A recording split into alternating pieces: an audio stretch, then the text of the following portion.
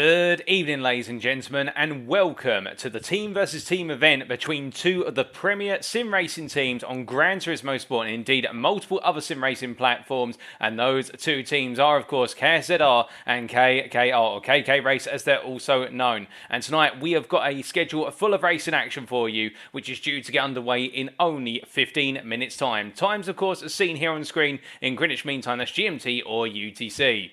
We'll be kicking off with our opening qualifying session in the build up to our first race at 7 o'clock tonight. So that will be in now 14 minutes time, and that will be a 5-minute session to determine our grid order before we go racing in race number 1. A 40-minute race followed by a brief break, and then we'll be back for the second of our qualifying sessions, which builds up to race number 2. That second qualifying session being at 8 o'clock this evening, another 5-minute session, and then we'll be going racing once again at 8:05 for another 40 minutes. And by the end of it, we'll be looking to determine who is our winning team. Will it be KSZR? Alternatively, will it be a KKR? In the commentary box tonight, you have myself, Paul Walsh, also known as TX141 or Britain a Spit, depending on what media you follow me on. And this broadcast is being brought to you live in the English spoken language via 2 media platforms. Firstly, on my personal Twitch channel, that is TX141 on Twitch. Alternatively, if you are a YouTube user, you can also tune in via YouTube at my YouTube channel, which is Paul Walsh on YouTube, also known as TX141TX. Right, enough about me, enough about your commentator. Let's focus a bit more on the teams. And, well, we have two teams here, of course, at our disposal. Team KSZR and also KKR. And let's take you through the 7 drivers from each team, which will be representing the teams tonight. Starting off with KSZR on the left-hand side of your screen there. And you'll see them predominantly in what is the mixture of orange and black liveried vehicles. It's the case that they do have Sapient, Fishka, Hulip, Triple X16, D Mazzaros, and also D Mazzaros, I should say, rather than Mazzaros, Napoli 91, and Zabi there. And it should be pointed out as well that KSZR's Zabi will be hosting lobby tonight, although that's not going to be giving him any advantages, I can assure you of that, but he will be our lobby host and making sure that everything gets underway as per the expected schedule.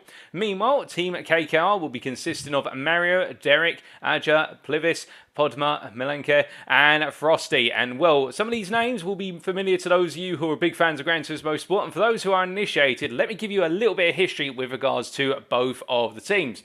Now, these teams predominantly situated over the course of the regions and the countries of Czechoslovakia and also what is, or I should say the Czech Republic, and also what is Slovenia. It is the case that these two teams, whilst they may be in neighbouring countries and indeed the drivers distributed between the two countries, it is the case they both have quite a bit of pedigree when it comes to Gran Turismo Sports racing history, with both sets of teams having featured a number of times in top split FIA races. Indeed, some members featuring within FIA World Tour and also preceding Gran Turismo offline events, i.e. major Gran Turismo offline events as hosted by Polyphony Digital in collaboration with Sony Interactive Entertainment on titles before Gran Turismo Sport. Just to give you an example, KKR's Derek there, you can see him on the right hand side, the second down from the top. Derek was the first member from the Czech Republic, for the country, who was on a Gran Turismo event offline. So one of the events that was hosted before we started having the Gran Turismo Sport FIA sponsored world tours. It was the case that Derek was the first driver from the Czech Republic to make it to one of the official offline events as hosted by Polyphony Digital on Gran Turismo, and he has played of a number of sim racing games before that and been very, very strong and competitive throughout his time in racing and sim racing. And, well, with regards to a little bit more closer to home, he finished second in the Czech Republic Slovakian GT Sport Official Regional Championship in 2021 and in 2022, with that having concluded quite recently. Meanwhile as well, KKR's Mario there, right at the top. Well, if you want racing pedigree here, it is the case that Mario has actually also featured in one of the online World Tour Gran Turismo Sport events by the Manufacturers Series, and he finished overall the second best Slovakian player in the official regional championship. So when we're talking about here with regards to the championships in the FIA Nations, it's the case he's finished second overall in the past. Meanwhile, as we look across the left-hand side to KSZR, well, a little bit of trivia or history about some of the drivers within KSZR. Firstly, we kick off with one Zabi there, right at the bottom of the list, although you could argue should he be at the top of the list? Well, he'd be in the top of the list for the fact that he has been in a number of esports events, including the Future Esports Festival in Budapest back in 2020, and was the fastest representative representative from Slovakia, and he's also entered the second fastest in Slovakia and 4th and 5th overall in the regional championships as well within the EMEA region in the past. Also, other drivers in this list have been in regional championships as well, both in Slovakia and also within what is the Czech Republic. So it is the case all these drivers with a lot of pedigree, even if it is only for their own country or just within the European regions around them. It is the case they're all absolutely itching to go racing, and really, whilst we are gradually calling time to Gran Turismo Sport, you can imagine they're looking to send things off on a high and get ready for the ever-approaching Gran Turismo 7. That's a little bit of trivia and history with regards to the two teams and some of their members. Now we go from the teams, of course, to our rules for tonight.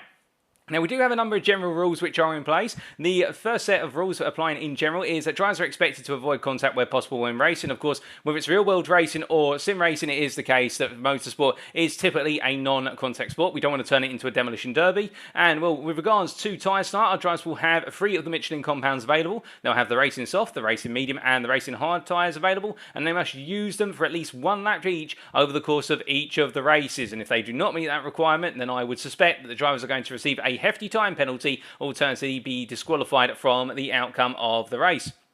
On top of that as well, mechanical damage has been set to heavy, meaning drivers must pit to repair damage. There is no ability for a driver to simply just make their way around with a slightly damaged car and then make sure that damage disappears after 20 seconds with light damage. It is the case when damage is picked up, our drivers will succumb to that damage and have to deal with it. Alternatively, they'll come into the pits in order to get the time back, but they will lose a considerable amount of time through the fact they do have to make that additional pit stop.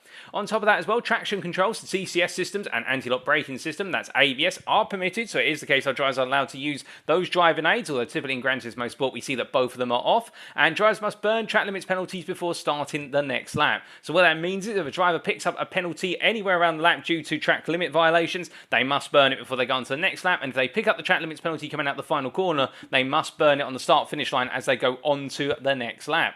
Now, qualifying, meanwhile, it is the case we've got 2 slightly different qualifying sessions lined up today, although they're both 5 minutes in length. Qualifying 1 has no tyre wear or fuel consumption model whatsoever, so the cars will be in the best possible trim. They're in the theoretical ideal trim. And qualifying 2 will see the same tyre wear and fuel consumption settings as race 2, and that will add to the medley, if you will.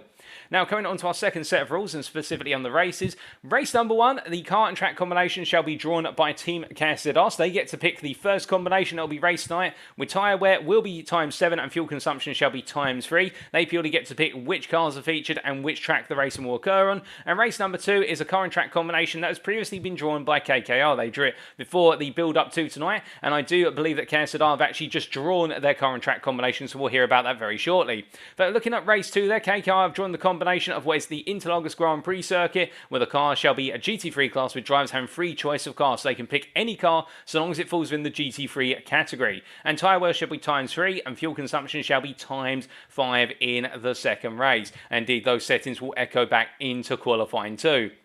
I think we've had more than enough of rules and regulations. Let's go to live pictures now, as we do see our drivers currently making their way around what is the Sardinia Road Track B circuit. So that is what came up in the end, and it does look as though our drivers are all in Mercedes AMG GT3 2016 machines here as they make the way on around, and that is the combination that has been selected and drawn by what is KSZR for race number 1. Then it will be Mercedes AMG machines and the GT3 class at what is Sardinia Road Track B. And my goodness, what an interesting combination, because this circuit, the fictional Italian circuit located in the Sardinian Hills, it is a circuit which is much loved by fans of Gran Turismo Sport, whether you're competing all the way up at the top level or indeed a rookie or a beginner or just an amateur racer. This circuit has a little bit of everything, and it is a short circuit, but it's a very high speed circuit as well. A lot of sweeping corners, some heavy braking zones, significant camber changes, chicanes, you name it, the circuit has got it. And well, we absolutely love to see the fact that it has come up tonight. As we look into the chat here, and well, we can see a good number of you in the chat right now tuning in, and in the Twitch chat, for example, we can see SRS Coolboy92. Good evening to you, Coolboy. We've also got there what is Robert Barras here, who's cheering on and KSR Triple X and cheering on in general KSZR. We've also got there Phil Down 94, and we all are cheering on KSZR, particularly Triple X16, who we're just trying to find out on the circuit. It may be a little bit difficult to find everyone at first, but there's Triple X16 parked here in the pits right now. And we can also see Valcom at 15 there in the Twitch chat. Also Rob Showens, and on top of that JJRT Honza. And good evening to you, Honza. And well, who else have we got there? We do have a couple of other individuals as well in the YouTube chat. We do have Sir Bottlejob. Good evening to you, Sir Bottlejob. We also have KKR's Gagay 1803 there. I'm probably butchering your name, and I do apologise. I'm probably going to butcher a few names here over the course of the racing tonight. We also do see that we've got Matez at 123 cheering on KKR, and I believe that is everybody in the YouTube chat as well. And well, it's going to be absolutely fantastic. I'm seeing plenty of you tune in, and if you are tuning in right now and you haven't said hi in the chat or told me who you're cheering on, do not be shy. Feel free to say hi and let me know who you're cheering on, because right now it is the case we're all friends here in the chat, and whilst the racing is of course between two teams and they want to do their utmost to beat one another, at the end of the day we race as rivals but we end up finishing as friends, as they always say. And right now we're just going to be getting a test session underway, so we are going to be doing a quick test to see if our drivers can get out the pit lane for qualifying. So this is not the official event. If you're wondering why we've gone into a session, it is just a test that we don't experience any bugs, glitches or difficulties in getting all 14 of our drivers to emerge from the pit lane, which Gran Turismo Sport unfortunately does have some slight technical difficulties, and we are hoping those will result in Gran Turismo 7. But moaning about the pit lane and the pit bugs that we do see is something we can do another time, as it does look as though everybody is making it out the pit lane safe and sound here, and that is absolutely great news. And that will mean we will be going racing at 7 o'clock tonight. We will not need to do any potential fixes as everybody makes their way on through and out the pit lane. So we have successfully cleared all 14 drivers out. As we also do say hello there in the YouTube chat to Mickey or Mikey Oldman there, who is cheering on at KKR. And everyone has been given the thumbs up there with regards to qualifying. So as a result, we are just going to, I believe, see everybody leave the qualifying session, and we indeed do the same as well to avoid any potential issues. And now we are just waiting for the reset of the qualifying session, and then in approximately 3.5 minutes time we will be going racing once again. Now, to talk a little bit about this combination, so Sardinia Road Track B and the Mercedes-AMG GT3 2016 machine. Let's start off with the car. The Mercedes-AMG, a very famous car within the GT3 class worldwide. It is a car which, of course, very dominant at the moment with regards to the Fanatec GT World Challenge Series, particularly in the guise of the 2020 Mercedes-AMG Evo machine, which has recently been introduced. But we're looking at the pre-Evo machine. It is the case it is a German machine with a V8 engine, an absolutely ferocious V8 engine at that, and we do hopefully get to see one of the cars out on circuit very shortly, because I do think we've got somebody stuck in the pits right now, and it's just the case they don't want to press the red X on their screen. It is the case it is a car with the engine located in the front and, well, rear wheel drive. It's a car that will naturally want to understeer, but one of the most stable cars known in the GT3 category. And with everybody right now waiting to get back out on circuit and get a little bit of practice in, it is a car which is going to require all of our drivers to absolutely nail it spot on. As there we go, that is qualifying being cancelled, the test qualifying session, and we will see some more of our drivers ready up. And here is an example of one of those Mercedes machines here, as we do see KKR Mario making his way out. We also have KSZR Hewlett and KKR Adja Speed making their way out, and as they all come on through here, it is the case a very beautiful looking machine, and well, that engine located in the front, as I say, naturally wanting to be quite stable, a little bit understeery, but all of our drivers will be trying to get the most out of their machines as they just reverse their way down towards the grid. We've got a couple more drivers in the pit lane right now getting ready. As for the Sardinian circuit, well, this circuit, as I said previously, is a short circuit. We're looking at lap times well under 1.5 minutes. I think the lap time records around here, unless I'm very much mistaken, in the Group 3 of the GT3 class in Gran Turismo Sport, coming in the region of about 1 minute 20s, although it's been some time since I've raced around here personally and checked the record books. But it is the case that this circuit, very fast, very flowing as well, definitely get you an onboard during the qualifying and take you through what it's like to race around this circuit, consisting of a wide variety of corners. And if I do my numbers correctly again with regards to the number of corners here, it is the case that this circuit made up of approximately 12 to 13 corners. It is a track which comes very hard and fast, and well, over 40 minutes of racing, you can imagine that anything can happen here. It's very easy to make a mistake if you go a little bit too fast.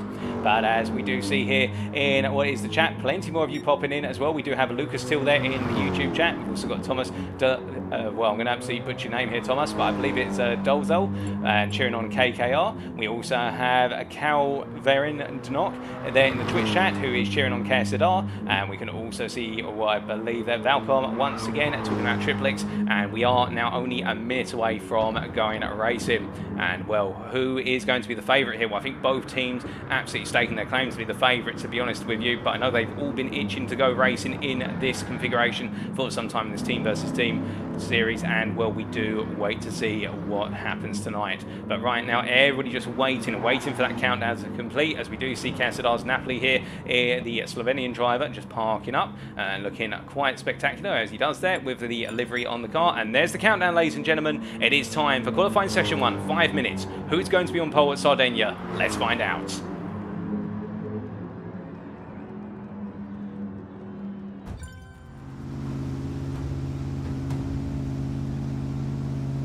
So with it only being 5 minutes, everybody wants to get out of the pit lane as soon as possible here. But notice the number of drivers who decide to start the qualifying session on the hard or the medium tyre. Now that is a sign that they want to use the more durable tyre in the race, and so they're coming out the pits on that tyre. They'll go back into the pits at the end of this outlap, like Zabi will be doing here most likely. But a lot of drivers are also opting for that soft tyre straight away, and I think a lot of drivers pride themselves, on essentially having a really good qualifying session and qualifying up towards the front, and then they can use the soft tyre to try and break away from the field in the opening laps. Because we do have to keep in mind, of course, the differential between the soft, the medium and the hard tyre is the softest of the tyres, so the Racing Soft has the least amount of life, but it does have the best possible lap time attainable. At the opposite end of the spectrum, the hard tyre has the greatest durability, but of course it lacks the lap time because it doesn't offer as much natural grip. Now in terms of lap time differential around here at Sardinia Road Track B, we believe that the medium is approximately about a second a lap slower than the soft, and the hard, by comparison, is about 1.8 to 2 seconds slower than the soft.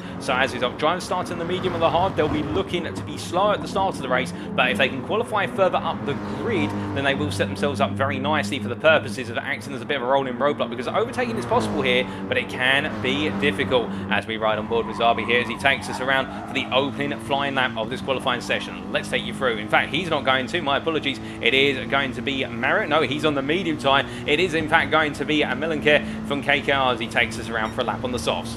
So making his way down the start-finish straight here, heading up towards 6th gear and making his way into the braking zone here for turn 1. Downhill braking zone, 100 metre wood, coming all the way down the gearbox to 2nd gear, turning nice and tight to the left-hand corner, and now accelerating flat out through 2. The right into left here through 3, upshifting early to 4th gear there to rotate the car through apex, and now getting ready to brake into turn number 4. An uphill braking zone here, turning uphill as he goes through the apex in 2nd gear before stamping back on the throttle. 3rd gear, short shifting there to settle the car, and now into the Sardinian carousel here, turn number 5 as he rolls the car through the right-hander a little bit wide of the apex curve there, ideally wanting to be on that curve to get the rotation, and now through the Kinker 6, flat out through here, and the Kinker 7 coming up as well, flat out through the left-hander, and now getting ready for perhaps the hardest braking zone on the circuit, turn number 8, the uphill right-hander braking zone here. You can see the camber in the road change, and as he makes his way on through it, launching the car over the apex there, the unsettling the car due to the road surface change, and now through it turns 9 and 10, the double left-hander here, very tricky double left-hander, we're going up into turn number 11, the long left apex here, staying in 4th gear with a lift and getting back on the throttle as soon as he feels the car bite before coming in to turn 12 and 13, rolling the car through, wanting to try and get as much speed on exit and coming across the line as he makes his way to that timeline. What's it going to be for our opening flying lap of this session? We're going to see it is going to be a 1 minute 18.8, and will Derek immediately going faster there with a 1:17.6. 1.1 seconds faster than Milenke. Meanwhile, a bit further down the road, we can see Sapient here goes P2 provisionally, only 2 tenths off of Derek for KSZR with what is a 1:17.8. It does look as though right now, though, KKR really striking strong qualifying laps to kick off this session, but we do have plenty more laps to come on in, and I think a lot of drivers still getting themselves set up for an optimum lap, as they do have 1.5 minutes to go. 2 more laps at all of our drivers as they make their way around here. And of course, with no tyre wear active, that does mean, and no fuel consumption as well, it does mean that our drivers have the ability to really abuse their tyres in this qualifying session. They don't have to do too much tyre preservation, I should say. as they make their way on around. But as they come charging on through, it is the case that Napoli making his way through the left-hander here of turn number 4, currently P9, because he hasn't actually set an effective lap time here. Well, his lap time's listed as 1:19.9. That's a long way off the pace. We are expecting him to be a lot closer. Indeed, for the majority of drivers here to be a lot closer. A lot of drivers leaving it to last moment, and KSZR in particular here looking as though they're saving it all for the last lap of this session. I think they might be just looking to try and get themselves in some orders here in order to be able to try and do some slipstreaming together, as we do see KSZR what is a triple X16, and behind him Fishka running line by line. But we do see there it's the case of Fishka now taking that initiative of his teammate. And I think there might be a little bit of miscommunication there, but they've swapped places in the end as they make their way out of the right-hander to the two Czech Republic drivers as they now make their way towards the end of this current lap. But meanwhile, we can see Sapien here has not improved on that lap. What about Balls here? As he comes across the line, he does improve. Ballas, I should say, not Balls, it is Ballas. He comes across the line there on a 1:18.0, and meanwhile it is the case, well, KSZR have got another driver up into the top 5 provisionally, and that is Nepali as he makes his way across, and that is 1:18.0, and he's on to one more lap, and everyone's going to get one more lap in, but we are waiting to see whether we're going to be seeing KSZR improve here, because they do seem to be struggling in this qualifying session. They do have Sapien P2, but it does look as though KKR really delivering what's needed in this qualifying session, as everybody's now onto their final lap. The timer is up, so as a result, the last laps are going to be coming in, and when we do see Sapien here making his way through turn number 8 and getting it a little bit sideways as he came through, then he's a 10th down, just having to get on the throttle a bit more gently, and as he makes his way through the double left of 9 and 10 right now, going past the windmills, also known as windmill corner there, the double left of 9 and 10, and as he makes his way through 11, will this be an improvement, or will KSZR's lead driver in this qualifying session lose out as Malanke improves to a 1:18.2, but it's not enough to move him further up the order. The qualifying session is over, and as we see Sapien coming to line here, can he improve from his previous best? No, he does not. What about elsewhere down the circuit as everybody comes to the line now? And we can see Mario in particular looking to improve. Well, Ballas improves to 1:18.0. Mario goes P2 provisionally, but Zarbi improves. And there we can see it is the case. Adja Speed takes provisional pole with 17.5. And I do think we've got a couple more laps still to come, including KSZR's Hulip here, who is on a personal best right now to beat what is a 1:18.3. You can see KSZR have tried to save it all up to the last possible moment. Slipstreaming off of one another. It's Triple X16, so it's an 18.7. Hulip an 18.2. But in the end, I do believe it is the case that as Plivis comes across the line, their qualifying is complete, and it's KKR's Adja Speed who takes pole by 1/10. It's time for race number 1.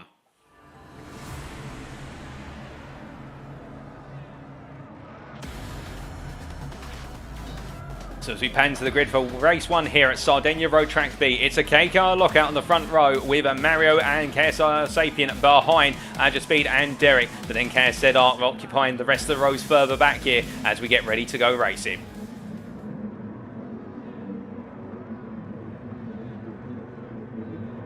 One red light, 2 red lights, 3 red lights, 4 red lights, 5 red lights.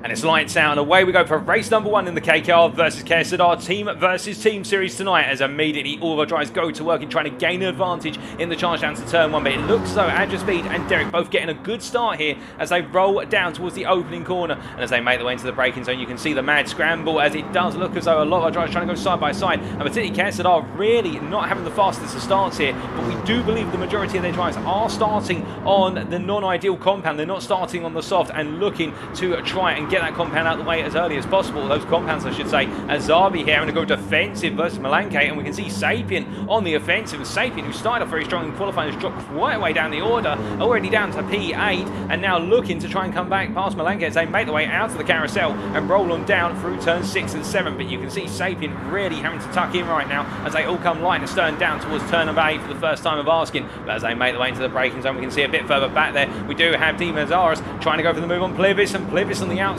there as they both make their way through, and it is the case that Mazzares takes the position for the time being as they now come up through the left-hander of turn number 10 as they roll them through windmill corner. It is the case that right now the Slovenian doing a good job here of trying to make his way a little bit further up the order, but meanwhile making his way through the final pair of corners to take what is the first lap in the hand. It is KKR's Derek, who's currently leading by 8 tenths a second, now 9 tenths, and creeping away as he goes on to lap number 2. Adja Speed behind in P2. Then we've got Vallis in P3, followed by Mario P4. The top 4 breaking away here on the soft compound. And it's KSZR's Napoli in P5, and we can see behind 3 wide as they make their way into the braking zone here. And as they come on down, it is the case. Well, it does look as though Podma going for the double move there. We do see Sapien going a little bit deep, and he has to bring the car back together as Malanke looking for that opportunity. And they're all starting to get a little bit feisty now. They've got the tyres up to temperature. Everybody trying to pick and shove their way through, but as they make their way through turn number 4, once again here you can see how Podma going a bit deep as he rolls on through turn number 4 and into the carousel he goes. We ride on board here with Podma, who does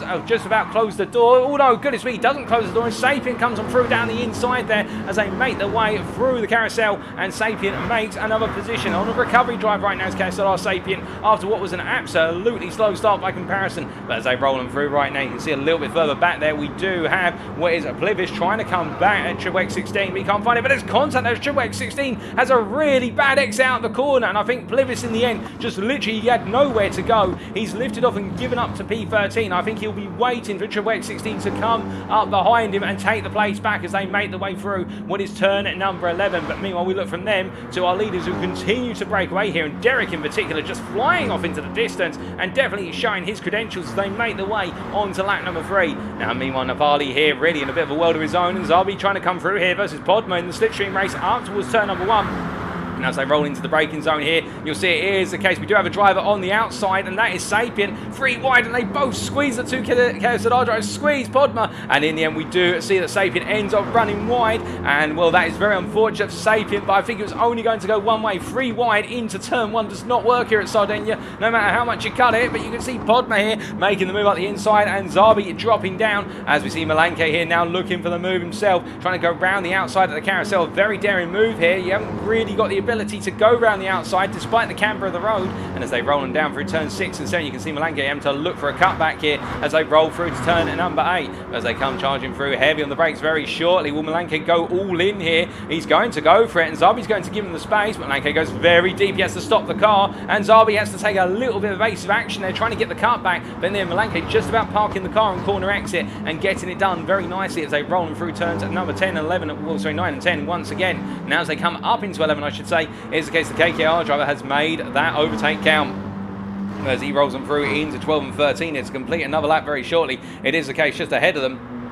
We can see Nepali here being reeled on in as they make the way across the timeline onto lap number 4. Now Nepali going defensive as we do see Podma trying to go all the way around the outside. He's got the run to do it as they make the way down towards turn number 1. Both of them will be heavy on the brakes, and Nepali, will he fight it hard? No, he backs out there, and I definitely think Nepali here recognising that sometimes it's a better case of just being smart with regards to when to fight for those positions as they make the way on through. And when we do clear the 5th lap, we will be taking a look at the telemetry of our drivers to see who's on which tyre for you, ladies and gentlemen. So that'll be only a couple of laps away, as right now we are seeing the order start to settle down a little bit with Hewlett here down in P10, and Hewlett having a bit of an unexceptional start to his race, but soldiering on here in that 10th place as he makes his way through, and Plivis in P11, the KKR driver, who really has not had the best of starts, but I think he's now starting to build some momentum as we do see Mazaris here, P12, Triple X16 just behind him, and then Sapien in P14 as he brings himself back up to speed in the end.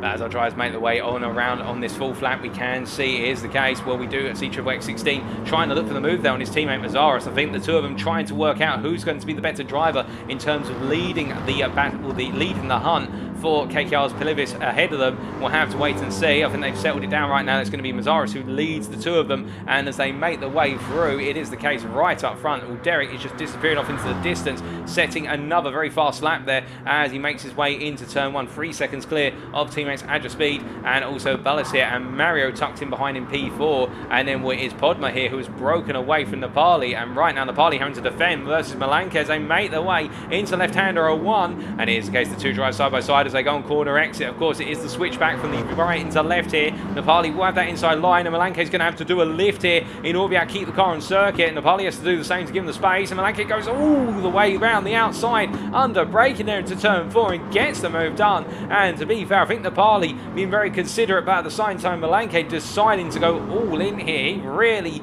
wants that track position. You can understand it. I do think he's running on a much fresher set of tyres in terms of the amount of grip they offer, less so in terms of their long life durability, because we can see it's the case that Napali really managing the car behind right now and not really deploying pace. But it is the case right now. KKR have got 6 out of 7 drivers in what is the top 7 positions as they make the way on around, and it is KSZR who really are playing catch up at this point. But I think there's a huge amount of strategy being deployed here. Now, in terms of pit time loss here at Sardinia Road Track B, the pit time loss is not too large. If I remember correctly, for a tyre change alone, it's somewhere in the region of about 15 to 16 seconds. So it's not the longest on the available circuits in Gran Turismo Sport. It's a sizable pit time loss, but it's nothing too nasty. And as a result, I do think that Salvo drivers might be going all in with regards to strategy, as we do see Mario there just passing Adja Speed. It is the case that KKR have swapped their drivers around.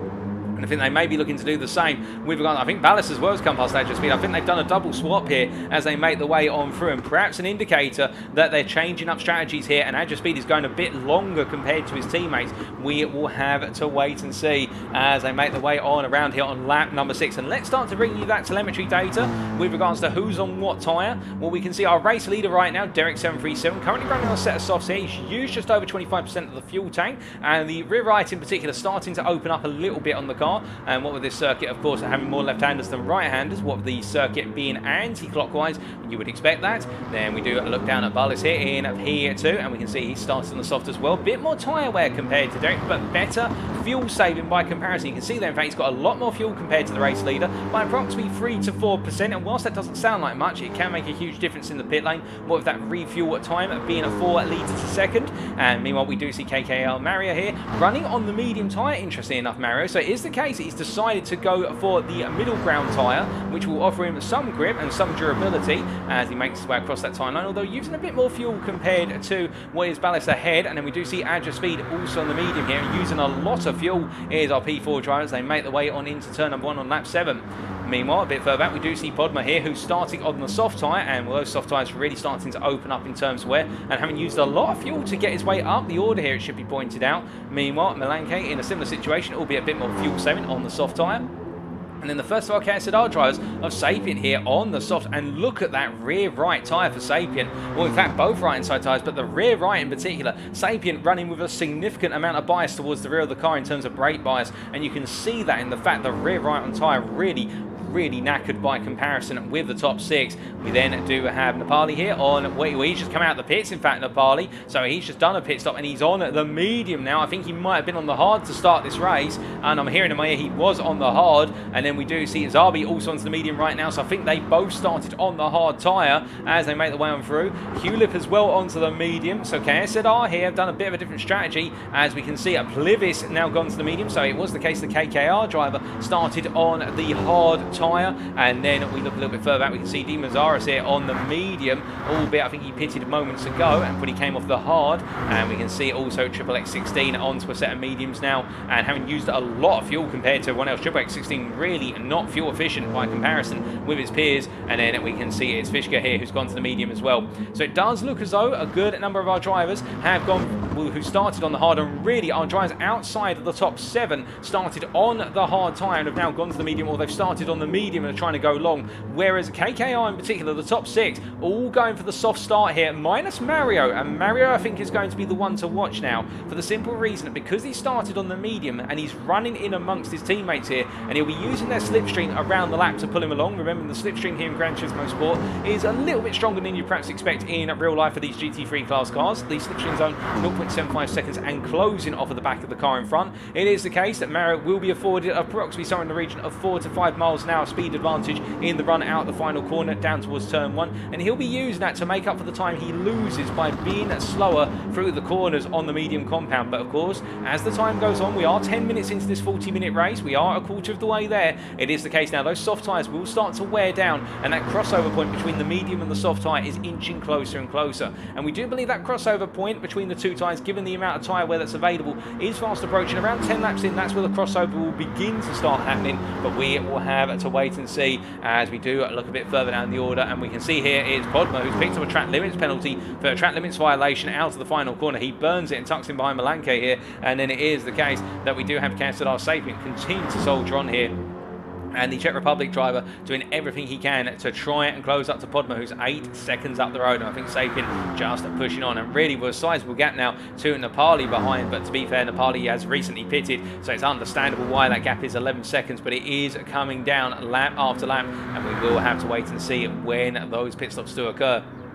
In terms of fuel consumption, we are expecting, given the fact that we do have quite a light fuel consumption multiplier, excuse me, that as a result, the majority of our drivers will not be looking to take on too much fuel in the pits. I can imagine a lot of our drivers will be doing some fuel save, trying to go to the end of this race without needing to take on more than probably about 10 to 15%, if that. But we will wait and see how that plays out by comparison as they continue their way on around. But meanwhile, we look a little bit further down the order here to Hulip in P10 right now, soldiering on. And in terms of his lap time, previous lap time was 120.0 on that medium compound, of course. And I think at this point, Hulip and now just trying to get that tyre up to full sprint pace and make his way on through, as we do see behind there Plivis closing up. And to be fair, KKR Plivis here, that last lap for the Czech Republic driver, a 119.9. He is closing up by a tenth or two a lap versus Hulip, and I think Plivis enjoying the medium tyre now more than he did on the hard tyre. And that's the thing as well for some drivers, having raced on all three compounds for the majority of their time in Gran Turismo Sport, whether it's the soft, the medium or the hard,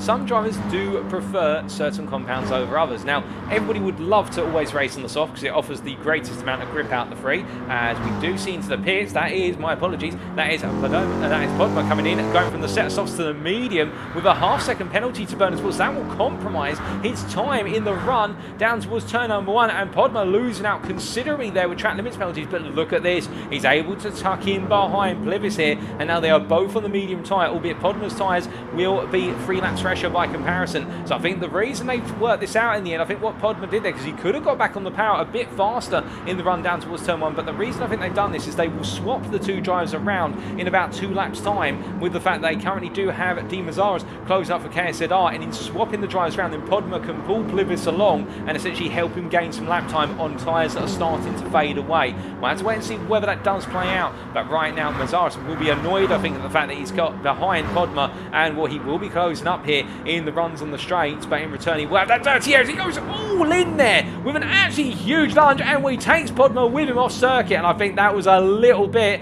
of an adventurous move there, and I do wonder whether Mazzaras may have also missed his braking zone, but he gives the place up. To be fair, he does show sportsmanship and give the place back as we would expect. And no, it is the case that Mazzaras, there were dirt on his tyres, it has gone horribly wrong. Fortunately, no damage on the car, but let's take a look back at how that happened. So riding on board here with Mazzaras, we'll have to wait and see, does he miss his braking point as we look at the telemetry data here, or is it the case he just went for it?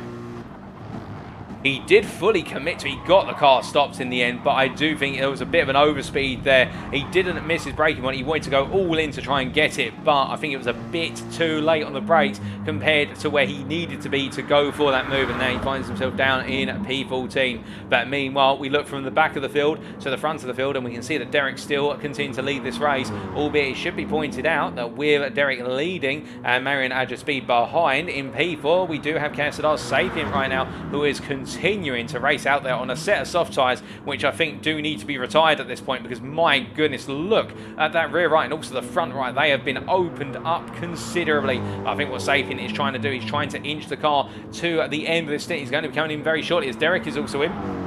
From the pits, he's coming. Our race leader is making his first pit stop. Going off of the soft tyre here, and I would imagine probably going to the medium tyre very soon as they do the work on the car here. Not putting any fuel in, and what's it going to be? He's going to the hard tyre, so he's deciding to get the slower compound out of the way. But to be fair, with Sapien coming on in, where's the next driver in the sequence? It's Bullis, who is in P4 right now for KKR. So Derek has got brilliant cover here from his team, and really, I think it is Derek's to lose right now, given the overall trend of pace as he makes his way on around. But as our drivers keep going on through, we do look up the leaders right now. We can see Adjaspeed and Mario coming together. Now, it's an interesting dynamic between these two. We talked about it previously. Mario, as we look at the data here, is still on his opening set of mediums. Meanwhile, Adjaspeed also on a set of mediums. In fact, I had to correct myself from earlier when I said he was on softs. No, he is on mediums. These two really running together and matching one another on pace. Now, if you look at the fuel tank in particular in the bottom left-hand corner of your screen, you'll notice that both drivers have only recently dropped below 50% fuel remaining. I think what these two are trying to do, they're trying to do as much fuel saving as possible, because we see a short shift there from Mario coming through turn number 11, a very early short shift, and that is a sign that he's trying to make that fuel tank last a bit longer compared to everyone else. Of course, it's a team versus team race at the end of the day as they both peel into the pits here, but at the same time they will both want a little bit of pride of pipping their teammates and being the winner for their team. But they're working together, both of them coming in on 45% fuel a lap later compared to Derek, so they are one lap up in terms of fuel, and that could help them out later on in the race. But meanwhile, with Derek coming on through to retake the lead this race, as I do see out my commentary box window, Nepali right now being closed up by Malenko as they make the way out to the final corner. And I think the KSZR driver, the top KSZR driver in this race right now, was they make their way across the timeline and on to another lap, onto lap number 13. We're going to see Malenko going to the outside. Napali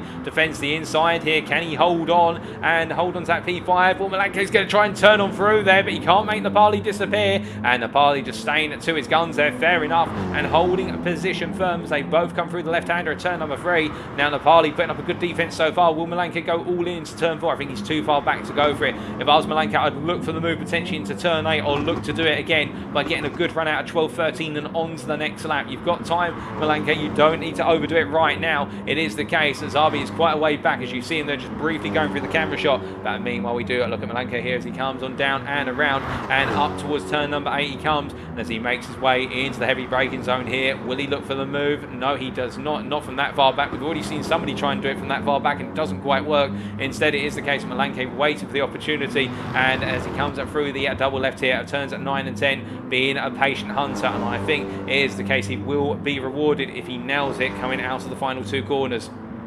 Of course, here the difficulty running in that dirty air of the Mercedes in front. These machines are absolutely bulky and big as they cut a massive swathe in the air in front. But Malenko getting a good run this time as he comes out of the final corner right there behind Napali. It's only 1.5 attempts and he pulls out immediately with the toe. Napali's going to go defensive again, but as they make the way uphill, I think Malenko just pulled out a little bit too early, and as a result, he tries to go around, and this time he does get done to brake it, but he slides a little bit through the apex there, just a little bit of understeer, and the car coming loose. They'll be battling side by side here through turns 2 and 3. Napali still on that inside line as they head towards 4, and Malenko has to try and commit to all the way around the outside again. You see Napali making sure to give him the space, but not too much space, and as they make their way out the corner, it is the case that Malenko has held the outside and into the inside of the carousel he goes, and KKR Malenko gains P5 there in a long but very adventurous and very well executed move. And now as he tries to break away from Napali, will we see Napali come back at him as we ride on board here with the KKR driver who goes defensive, but Napali comes back immediately here,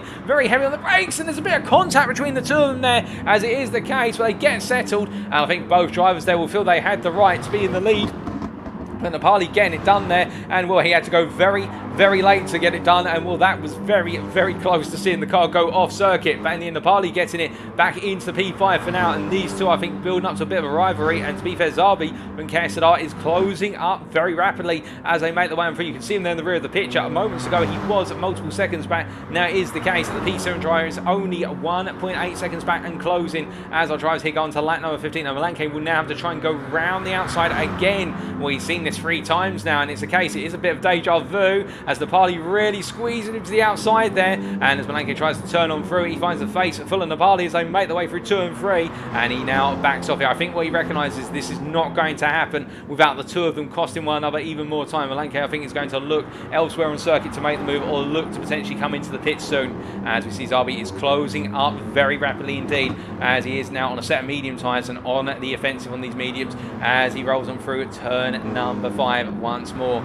But we look from here to a little bit further back and we can see KSZR Hewlip in P8 now, with Plivis behind in P9, and then we do have in P10 KSR Triple X16, who does have Podma right behind him. Remember, Podma losing out earlier on with regards to what was time lost when he came out the pit due to a penalty that he had to burn, but he's putting the pressure on Triple X16, and Triple X is defending here into the inside of turn number 8, goes a bit deep, and Podma with a classic cutback gets the move done. My goodness, you'd love to see it, and Podma gaining the position, and Fishka being let through there by his teammate, but doing a little bit of a drift as he went onto the gravel on entry into Windmill Corner. That's turns 9 and 10 in numerical format, and Will Fishka now will be absolutely kicking himself for one small mistake that's enabled Podma to disappear off up the road. But a brilliant pass from the KKR driver here, and as he makes his way down towards the timeline, I think now he'll have a small grin on his face knowing that he's breaking on away. But down in P13 we do have KSR Sapien, who recently having gone to the medium tyre, and I think it is the case of Sapien. He's also put the fuel in the car to go to the end, so that is why he's so far down and quote-unquote out of position, but we'll expect him to gain when the fuel stops do come up. Meanwhile, Mazaros here down in P14, and well, he hasn't put fuel in the car, it's just not gone his way, and those medium tyres knackered as he drifts there and almost goes off onto the gravel, and I think it is time to bring the car in for Mazaros and put on a new set of tyres with just under half the race to go. But with 21 minutes complete, let's give you a quick recap of the field as it currently stands, coming towards the end of lap number 16 and still 18.5 minutes to go. We have KKR Derek up front, Derek 737, who really has been monstrous and on form. He started this race on the front row, on pole, and he has led it from start to finish. He's only missed out on leading one lap so far, but other than that, he's been alone at the lead and dropping everyone behind. In P2, it's his teammate from KKR of Bullis 77, who makes his way on through with teammates Mario and Adra Speed behind. KKR in the top four here, and will these three running a very conservative race, simply running in the slipstream of one another and trying to work it together on identical strategies. We then do have a further 7 seconds down the road, KSZR Nepali, who right now battling for P5 versus KKR Malanke as they make their way down towards turn number 1, and as they go into heavy braking zone this time, well, I swear, ladies and gentlemen, you're not watching a set of highlights, so you're not watching it on repeat right now. It is the case, this is happening live. They're trying to go side by side again into turn number 1 for the 4th time of asking,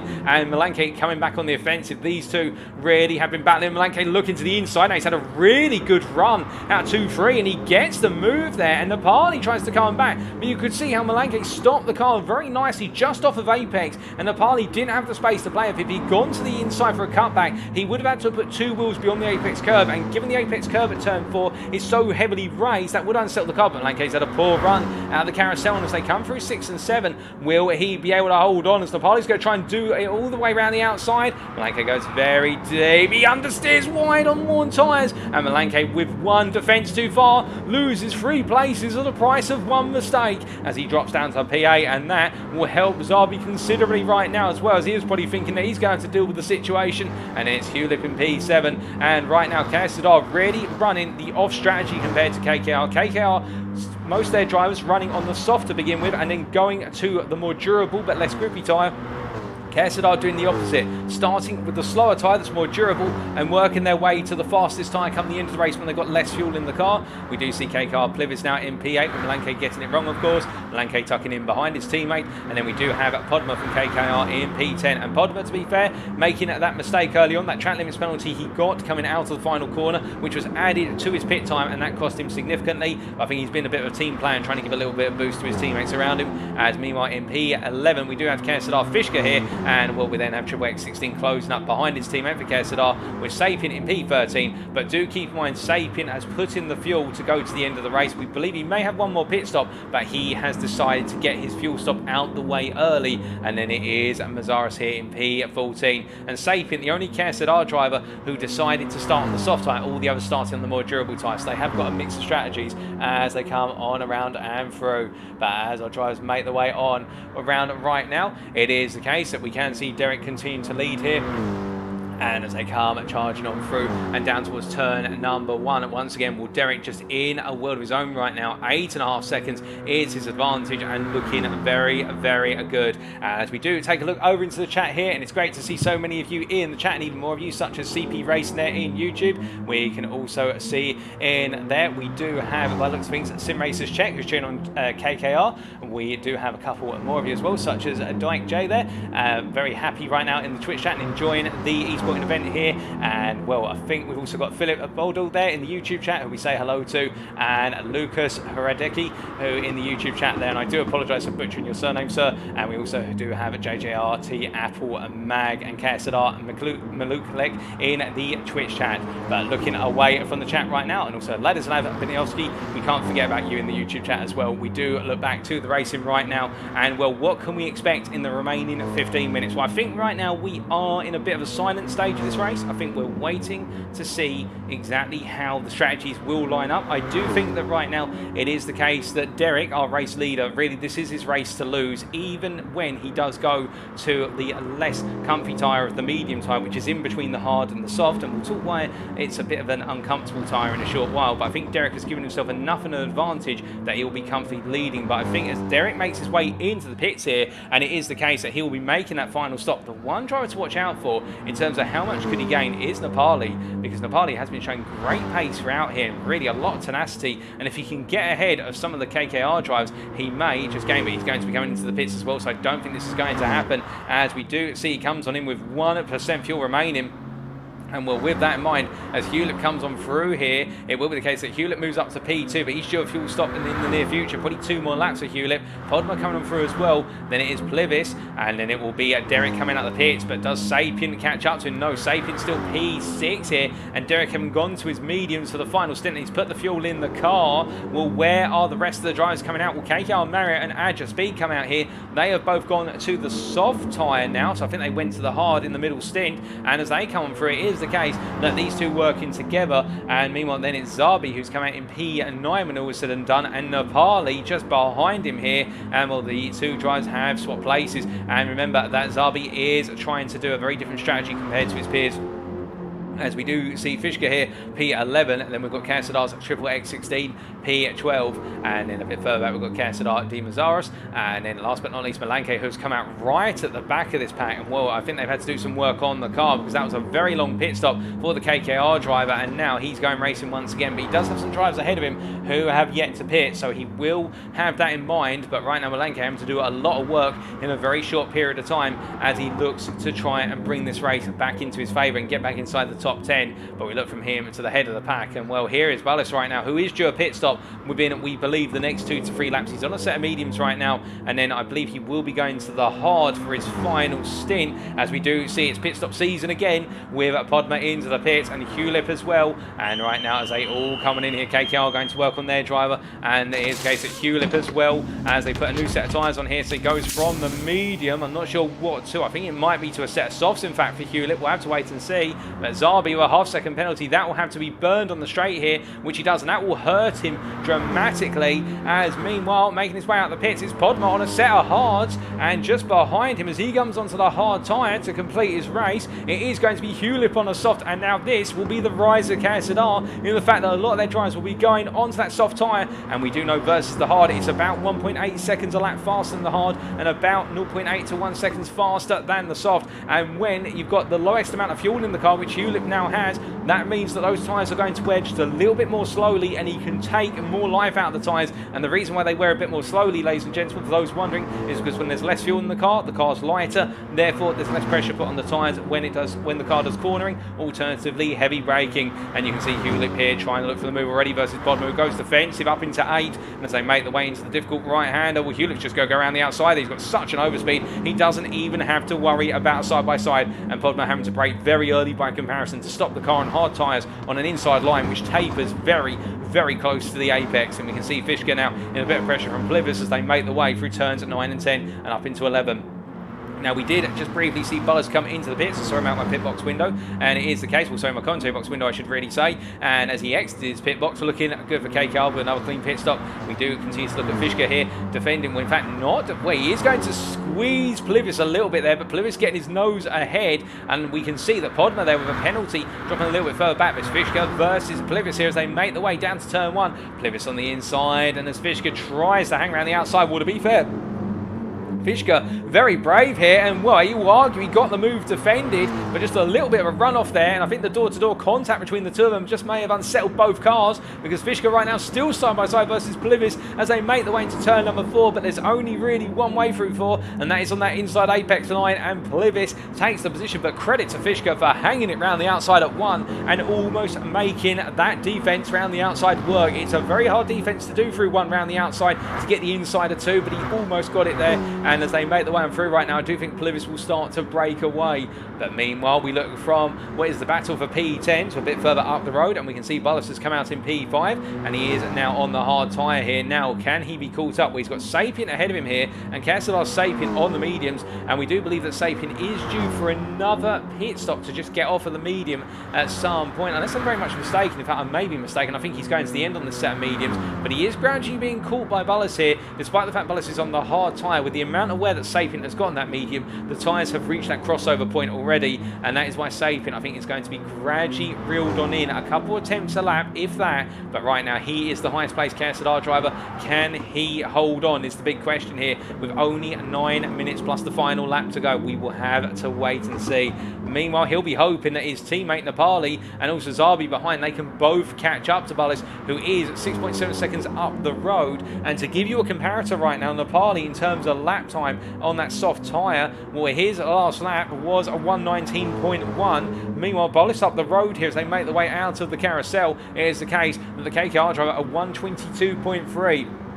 And I think that may have also involved a little bit of an outlap there, so it may not be an accurate reflection of the lap, but it gives you an idea already that Bullis is being reeled in. In fact, over the course of the lap so far, he has lost 0.7 of a second to Nepali. So that 2-second delta between the soft and that hard is starting to bear its fangs. And well, Bullis will have to be aware of the fact that whilst he is reeling in Sapien at quite a rapid rate, in fact, he has also got the two KSZR drivers, Nepali and Zarbi, closing up very rapidly as he makes his way across the timeline onto lap number 24 very shortly.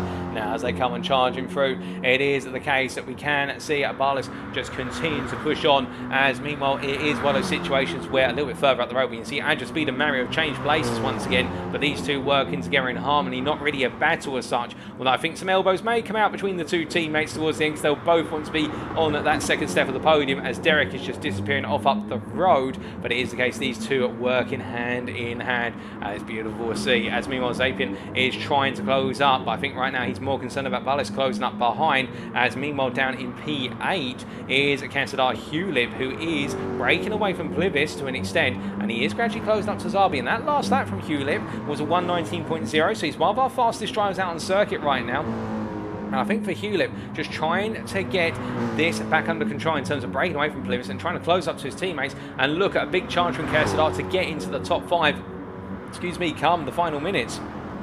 Now, of course, that'll be the big question. Can these soft tyres last them all the way to the end in terms of that trim and pace? Well, the soft tyre does go off quite quickly when it hits its cliff as well. It does fall off dramatically, much like the medium. And coming back to when the medium is perhaps the most uncomfortable tyre on Gran Turismo Sport in terms of the simulation, for those wondering, it is for the simple reason, as we do see Adja Speed there having to burn a track limits penalty and dropping away from Mario. The reason why the medium is perhaps the most uncomfortable tyre out of the three is because it is right between the soft and the hard in terms of the grip it offers, which is just the natural thing. As we see Zarbi into the pits here to get rid of his set of soft, so it is the case he has to pit once again here, and we didn't quite expect that, but he's coming on in. In fact, no, he's had a mistake somewhere out on circuit, Zarbi, and they're going to have to do work on the car. There's damage to the front suspension and front aero, but as they do the work on the car right now, you can see the pit crew going to work. They're not going to put any fuel in the car. It is purely going to be repair work on the front. That's going to cost him 3 seconds, the additional repair work, and he's going to go onto a fresh set of tyres here. He may as well invest and go all in, as Mazzaris there with a penalty will need to burn that penalty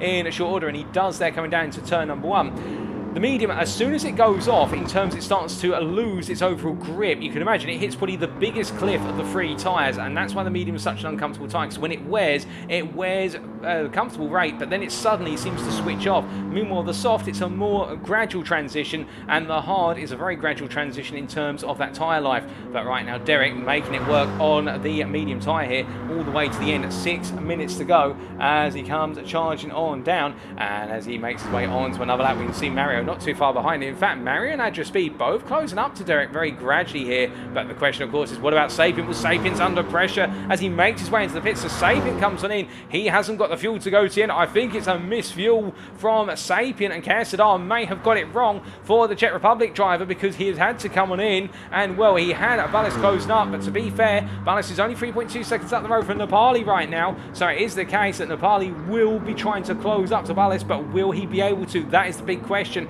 He does only have 5.5 minutes remaining. That translates into approximately 3 more laps after this lap, so 4 including the lap he's currently on. So we will see him go on to what will be a 30th lap as he comes on around. But Nepali, a 29th lap as he comes around, I should really say. But it is the case that Nepali right now has got a lot of work to do to close up and take away what is a top 4 finish for KKR in terms of all 4 drivers being KKR drivers in the top 4, and it's KSZR's Nepali and Hewlett are in that hot pursuit, and Hewlett really trying to put in those lap times, but nobody able to match that fastest lap from KKR. Derek right at the start of the race when he started on a full tank of fuel on the soft of 1:18.769. We've seen a couple of 18.9s, we've seen a lot of 19.0s, particularly from this man Hewlett, but we're not seeing anybody get close to that fastest lap record at this point in time with 4.5 minutes remaining. And well, the battles right now have spread out a little bit, although I say that I do think we do have XXX16 here and Podma coming together as we do ride on board here with the KSZR driver battling for P9, holding on to that P9 position at the moment as he rolls on through at the right-hander, and Podma they're going a bit wide for turn number 11 in the dirty air of what is XXX16's Mercedes, and that's just cost him a little bit of turn in there and caused the car to understeer. But in return, it is the case of XXX16 having a really bad exit out of turn number 13. It doesn't look like much, but it's enabled Podma to get back into the slipstream, and he will now gain about a 10th up towards the braking zone here for turn 1 as they roll on through into the corner. I do wonder if XXX16 is perhaps just nursing the car to the conclusion right now, because we are only 4 minutes away. Time where it's stacking up, but Podma looking uncomfortable. As soon as he gets into that dirty air in the corner, he just struggles to get that Mercedes close enough to look for a potential move or to gain ground. It's almost as if he can get into the toe, but he doesn't want to be there for the cause of Podma. Literally snap oversteer and exits. He gets the power down out of 4, and I think we're seeing what the problem is for Slovenia. He just does not like the feel of the car as he makes his way down and around through turns 6 and 7 very shortly. And a bit further back in P11 we see Malanke here, who has got Sapien, who's only just come out of the pits having had to come on in. It is the case right now, Malanke having to hold on to P11 with not too much to go as he makes his way into turn number 8. Now, as he rolls on through into the right-hander, will the KKR driver be able to hold off both Sapien and Zabi, who are both closing up very rapidly? Well, I think Zabi will not be too far behind. If these two start battling, then Zabi will be right there with them as they make their way up through turn at number 11 once again. And now as they come on through and up into 12-13, this will be where Sapien will need a good exit. If he can nail the exit through 13, it will be the case. He takes a huge amount of apex curve there at 12, which you're meant to do. You're meant to put 2 wheels beyond the apex curve in order to get the car rotated through the corner and carry the speed. You can see it, Malanke staying over to the right initially, just doing a little bit of a weave on the straight. Sapien not really gaining, but his teammate Zabi gaining behind. So it is the case, I think Zabi might be looking to switch with Sapien very shortly as they come through the left-hander one. You can see how much Zabi's closing up, and he's on incredibly fresh tyres compared to his teammate, because we do remember that Zabi had to make that extra pit stop due to the damage he picked up. And as he comes down to turn 4, surely he will go for the move out the inside. He does. Sapien lets him go, so Zabi's going to have 1 lap, I think, to have a shot at Malanke, and it will be on the final lap of racing as they make their way down and around at the Italian carousel. But as they come on through, meanwhile, our race leader makes his way on to what will be the penultimate lap for him in terms of overall time remaining. We will see a 30th lap from our race leader, and we can see Agile Speed and Mario here, P2, P3, closing up as well to one another, and also closing a little bit more up to Derek, albeit it is the case, I think Derek is very safe from his teammates. As we see Ballas here, P4, and well, Nepali, who was gaining on Ballas quite rapidly, no longer gaining as much as he previously was. And let's take a look at the lap time last time around for KSZR's Nepali 91, a 1:20.6. Meanwhile, for Ballas, by comparison, it was a 1:20.5. And in fact, it is the case that the KKR driver has found a bit more pace. He's getting those tyres switched back on, and meanwhile, Nepali starting to head towards the cliff on his soft tyres. Meanwhile, Ballas on what is the hard tyre in a very comfortable spot right now. And you can see, look at the hard tyres, they're barely anywhere. Meanwhile, we look by comparison with Nepali here, who's been literally stripping the life out of those soft tyres, and that is where the 2 tyres have hit the crossover point. As right now, Nepali really, I think, looking to come home P5 and not able to close down the gap any further as he makes his way down and around. But as they come charging through 6 and 7 and make their way up towards turn number 8, it is the case now with only less than a minute to go here. Our drivers will be looking to get onto their 30th and final lap. Some will not make it to that timing line, and as a result will finish quote-unquote a lap down, albeit they just didn't go on to the final lap. Nobody has been lapped in this race, it should be pointed out, but Fishka right now P8 here ahead of his teammate XXX16, and Podma a little bit further back, and I think they'll feel they're safe from Podma as our race leader has just gone past my commentary box window to go on to the final lap. And now we are waiting to see who we will be crowning as coming to the end of their race after 29 laps. I think Podma coming up through turn number 11 there, and into 12 and 13 will be the first driver to finish his or her race as he makes his way down. In fact, It may even be the battle for P8 here that comes to the line. And I think it is going to be KSZR's Fishka who comes across the line here in what is P8. No, it's not. It is instead going to be Podma who finishes his race first in P10 ahead of KSZR Sabi in P11. And then it is Malanke P12, Sapient P13. And then it is going to be Dean Mazaris here who comes across the line last but not least in P14 as he crosses that timing line. But meanwhile, as we look to the front of the field, well, what can we say about the race from KKR Derek? I think it's just been a race of control. This race number 1. In qualifying, he was on pole, and as he makes his way around right now, it is the case that Derek here delivering time and time again, lap after lap, and as he makes his way through the final 2 corners, and he emerges to that start-finish line, here he comes then, ladies and gentlemen. Give it up for your race winner, KKR's Derek from the Czech Republic, as he crosses the line, winner by 4.3 seconds in the end, ahead of his teammate, Adjuspeed, who as he crosses the line, 6.6 seconds clear of his teammate Mario. Now, I think Mario might be pretty low on fuel here, but he's going to make it to the line all the same. It's a KKR lockout on the podium, with also P4 going to the KKR driver of Ballis 77, who's nursed those hard tyres to their conclusion. A brilliant drive from him. And in the air is KSZR's Nepali 91 5th, ahead of his teammate Hewlett P6. And then it's going to be KKR Plivis P7 as he crosses the line. And then we can see we've got KSZR Triple X16 coming on through, and he will be coming to the end of his race in P8 as he makes his way on down and around to complete what is his 30th tour of the circuit.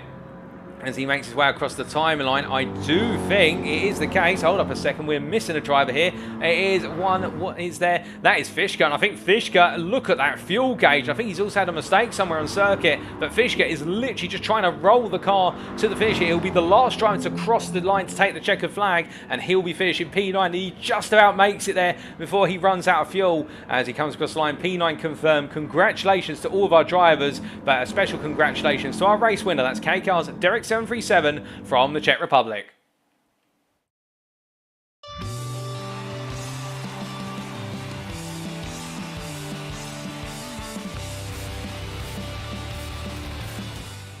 Well, what an absolutely brilliant race to open up the proceedings for tonight. And it was the case that in the end, Team KKR looking dominant and taking the top 4 positions compared to KSZR. But here are the race results, subject to any stewards' inquiries. And that is KKR Derek, your race winner in the end by 4.3 seconds ahead of KKR Adjuspeed. Then it continues the trend of KKR here with Mario in P3 completing the podium for KKR, with Ballas 77 in the end coming home in P4. And then the first of our KSZR drivers, Nepali 91 coming home in P5 there, the best part of 1.2 seconds ahead of his teammate Hewlett in P6. KKR's Plivis, P7 there, recovering to P7 in the end after what was a difficult race for Plivis.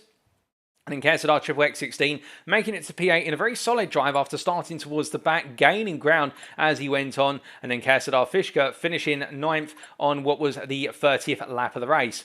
Then the rest of our drivers there from KKR Podma coming home P10 all the way down to P14, finishing a lap down because they didn't make it to the timeline for lap 30. It's Podma who wraps up our P10 for KKR, and it's KSR Zabi P11, followed by Malanke P12 for KKR, KSR Sapient P13, and then last but not least, KSR Dimazaris P14. And the fastest lap in that race going to KSR Zabi right at the end on lap 26, a 1:18.510, having to come into the pits due to the damage picked up. He put on a fresh set of tyres, and with minimum fuel in the car, went for the fastest lap and got it by 0.2 of a second over KKR's Derek 737.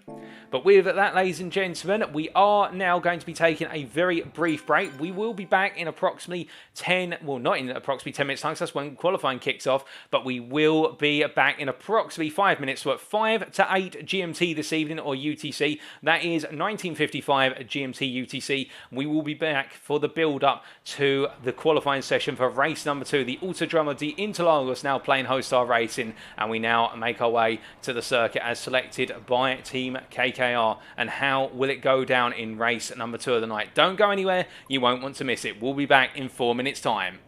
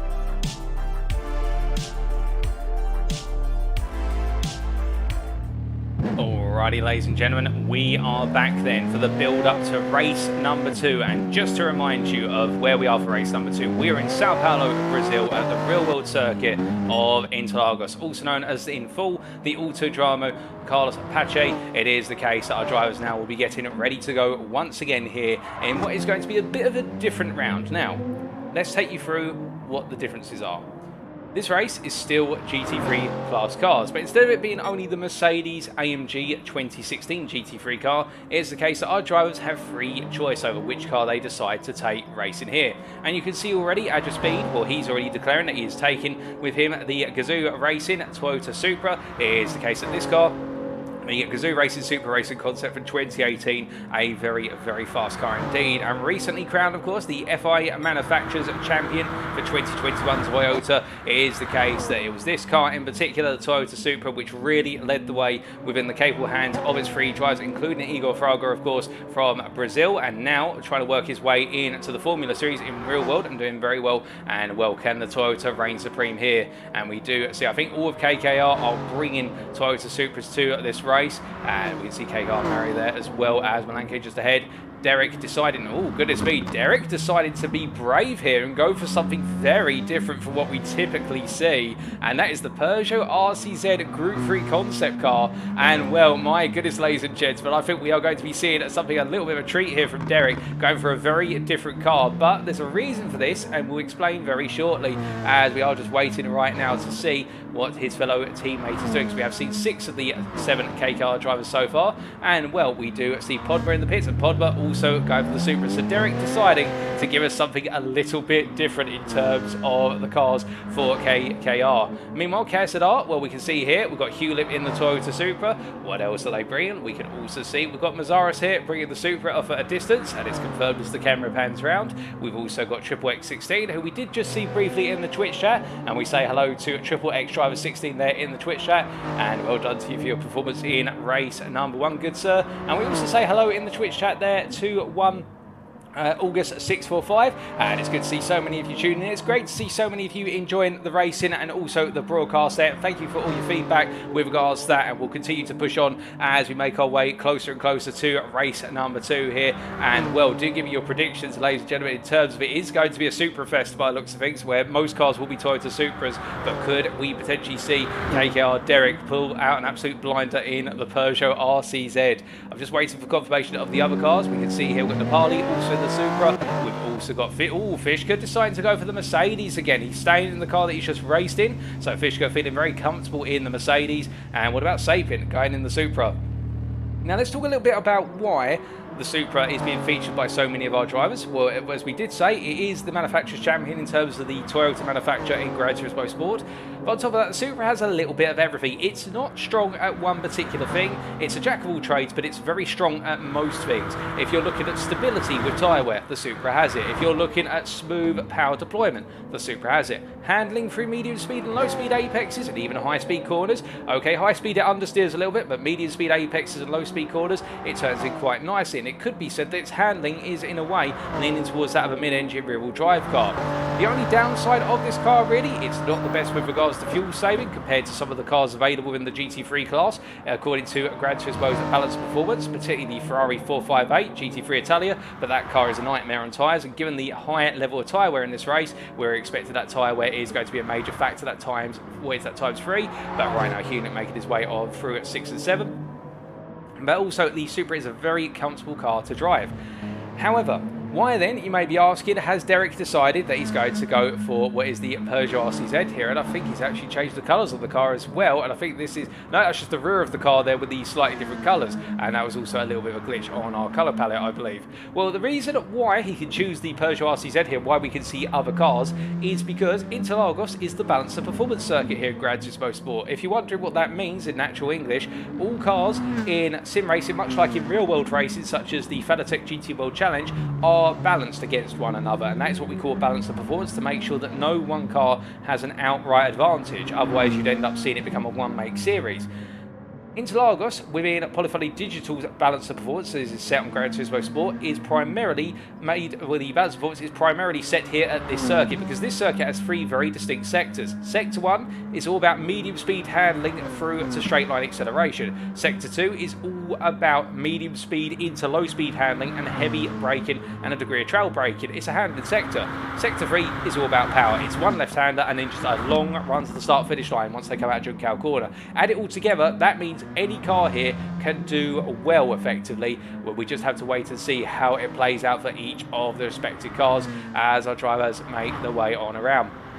Now, I do believe we may have a driver change here, as we can see, well, we do have Plivis here making his way out of the pits. And Plivis decided to go with the Peugeot RCZ as well.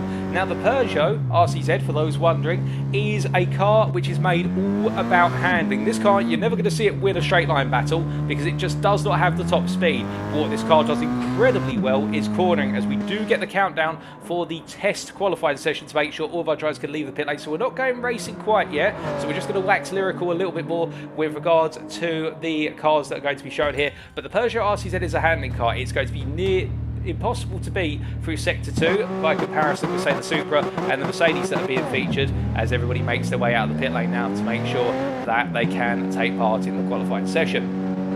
So the next question would be, well, what about the one Mercedes that is being featured here, as we just tried to find that Mercedes?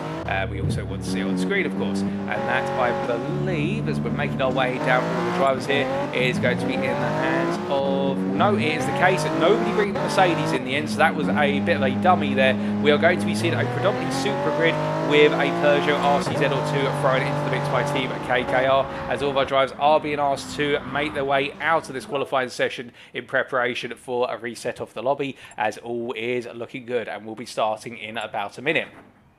As we also say hello there to Zednik Ballan in the YouTube chat, and we also say hello to Darcy Trafalgar in the Twitch chat there, and good evening to you, Darcy. But right now, as we are waiting to build up for race number 2 here, we are running just a couple of minutes behind schedule, but we can see we've had that confirmation there with regards to when we will be going racing in about a minute right now. I think it is the case that what Derek will be looking to do is essentially try and use the Peugeot RCZ just to simply outpace everyone in sector number 2. But one of the downsides of the Peugeot RCZ, it doesn't have the best tyre wear, and in fact the Peugeot RCZ with increasing tyre wear can be quite a difficult car to tame. But if anybody can do it, to be fair, then I do think it will be Derek who can find a way to make the Peugeot, or the Pug as it's nicknamed by some of the FIA drivers, particularly one driver who represented it a little while back, and I believe that was, I think it was Tidgley, and GTA Tidgley, also known as Martin Grady. It was known as Pug Power in the end because of it's the little pug that could, and I think also quite recently it was featured in the Manufacturers Series in 2020 and 2021. I can't remember the name of the driver for the life of me, but in the end they did secure a P3 at one of the races. In fact, Peugeot finished third, I think it was in the FIA Manufacturers Series in 2020 they finished third, or 2021 they finished third in the event. But regardless of that, it's time for us to go qualifying again, ladies and gentlemen. 5 minutes. Who's going to be on pole? Let's find out.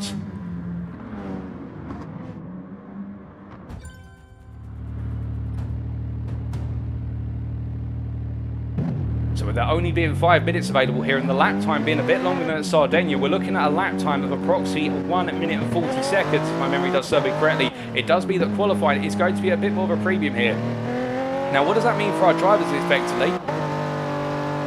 It means they cannot afford to wait around too long. Now, you'll see that the fuel gauges of our drivers will go down this qualifying session. Their tyres will actually pick up some tyre wear as well, because in this qualifying session compared to the previous one, the rule set being applied is that tyre wear and fuel consumption is the same as in the race. Now, that will mean that our drivers will need to have a relatively calm out lap, and then they'll need to go full attack for one lap, because after that one lap they've done, that one fast lap, the soft tyres that will be qualifying on will have picked up some degradation, and as a result they may not be able to match that same lap time again. And KSZR Zabi here, really the first driver to make his way on around and really going around quickly right now, trying to get in a qualifying lap before the rest of the field potentially catches up or everybody gets up to speed. He wants to try and get around. Indeed, all of them want to go around as quickly as possible because they want to try and creep in an extra lap if they can, given the limited amount of time they have in qualifying and how important track position is going to be for the race start. Because if you're starting on pole, you'll have that run, that short run to turn number 1, and you'll be able to hold on to the lead of the race, or at least that will be the target as the drivers make their way around. But we have seen a couple of drivers, I think, decide to start the qualifying session on the medium and declare they're starting the race on the medium.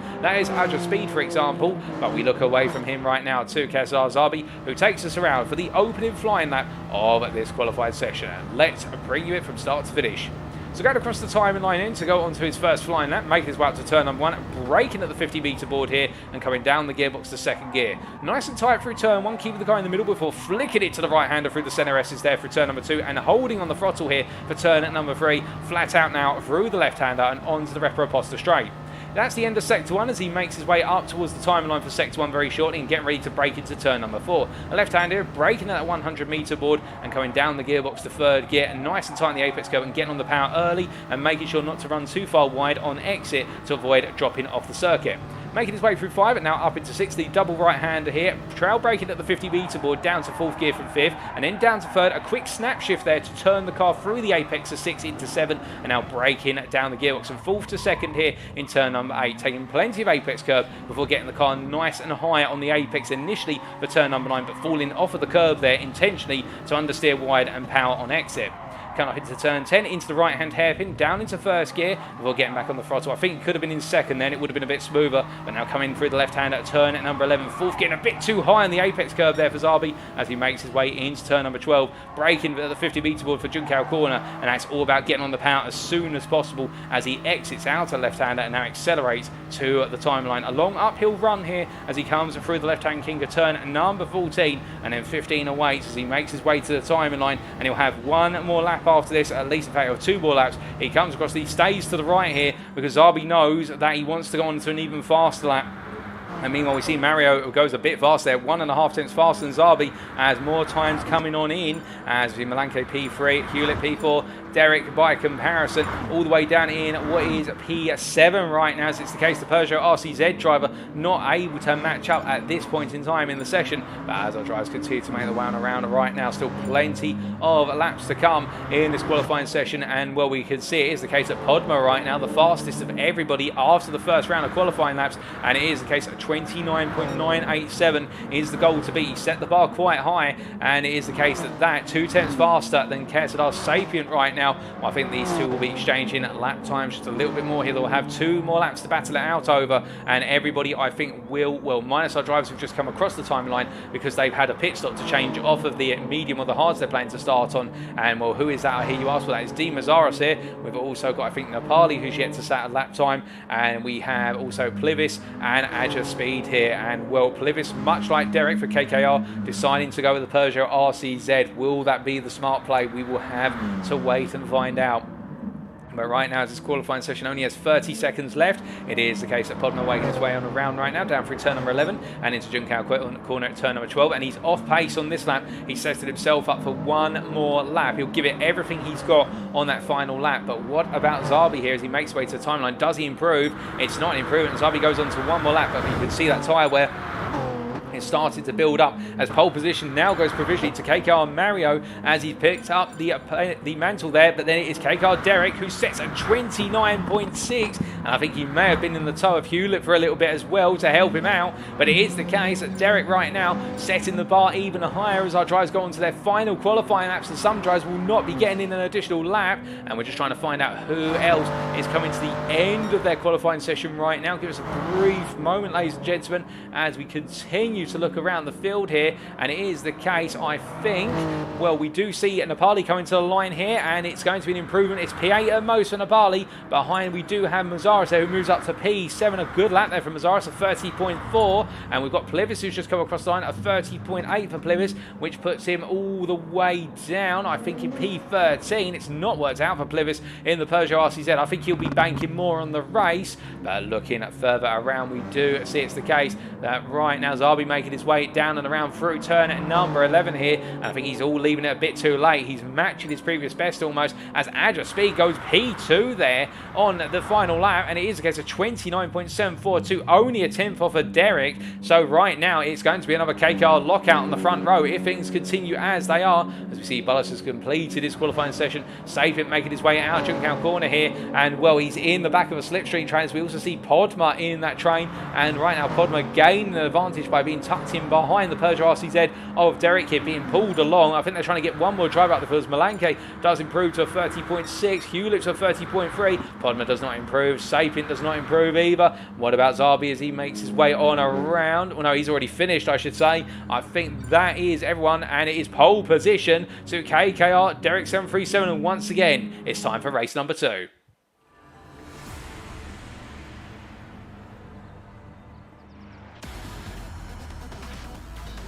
So as we pan down to the grid, it's a KKR lockout once again with Derek and his teammate alongside him, Adja Speed on the front row, Mario and Podma from KKR on row 2, KSZR Sapient, the first of the KSZR drivers, on row number 3, and KSZR once again, I think, looking to come from further afield from the back of the field.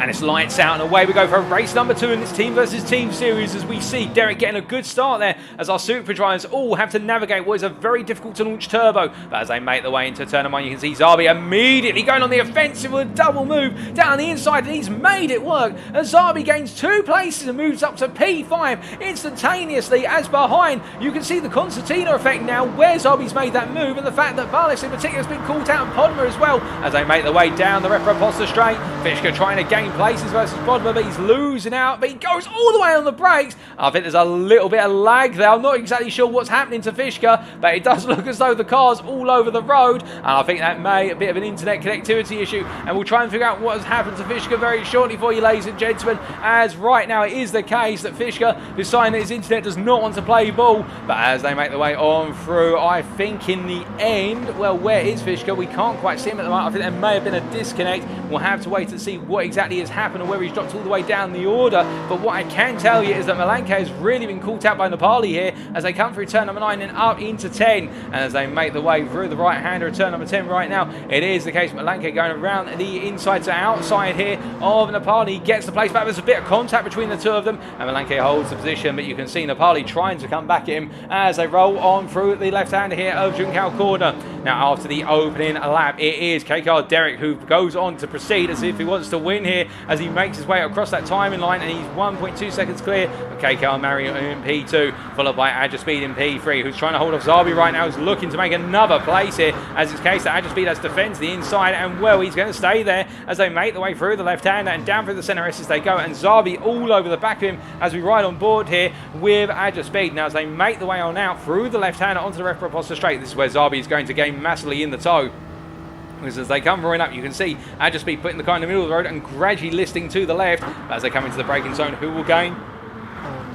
And it does look as though Adja Speed in goes a bit deep, and Zarbi goes to the cutback here, and that's a drag race through 5 and up the hill towards 6 and 7, both in equal machinery to be fair. So for the drivers it's all about who can nail it, and it is the case that Sapient's also coming in. He's going for the move on the inside, and well, we're hearing that KKR's Bullis 77 has retired from the race, which is very unfortunate, but we see Sapient has gained and got up into P4, so KSZR really on the offensive early on in this race and trying to make the way up the order. So with Sapient up into P4, Adja Speed down to P5. It is then KKR's Podma in P6, followed by Hewlett P7. Then we've got Mazaris in P8, followed by what is Triple X16 in P9, Malanke P10, and then I think it is the case that Nepali P11 right now, as we do have what is Plivis here in P12, and Fishka all the way down the order here in P13 after his connectivity issues, and I believe Bullis has retired with technical issues with the car, which is very unfortunate. KKR now a driver down as they make the way onto lap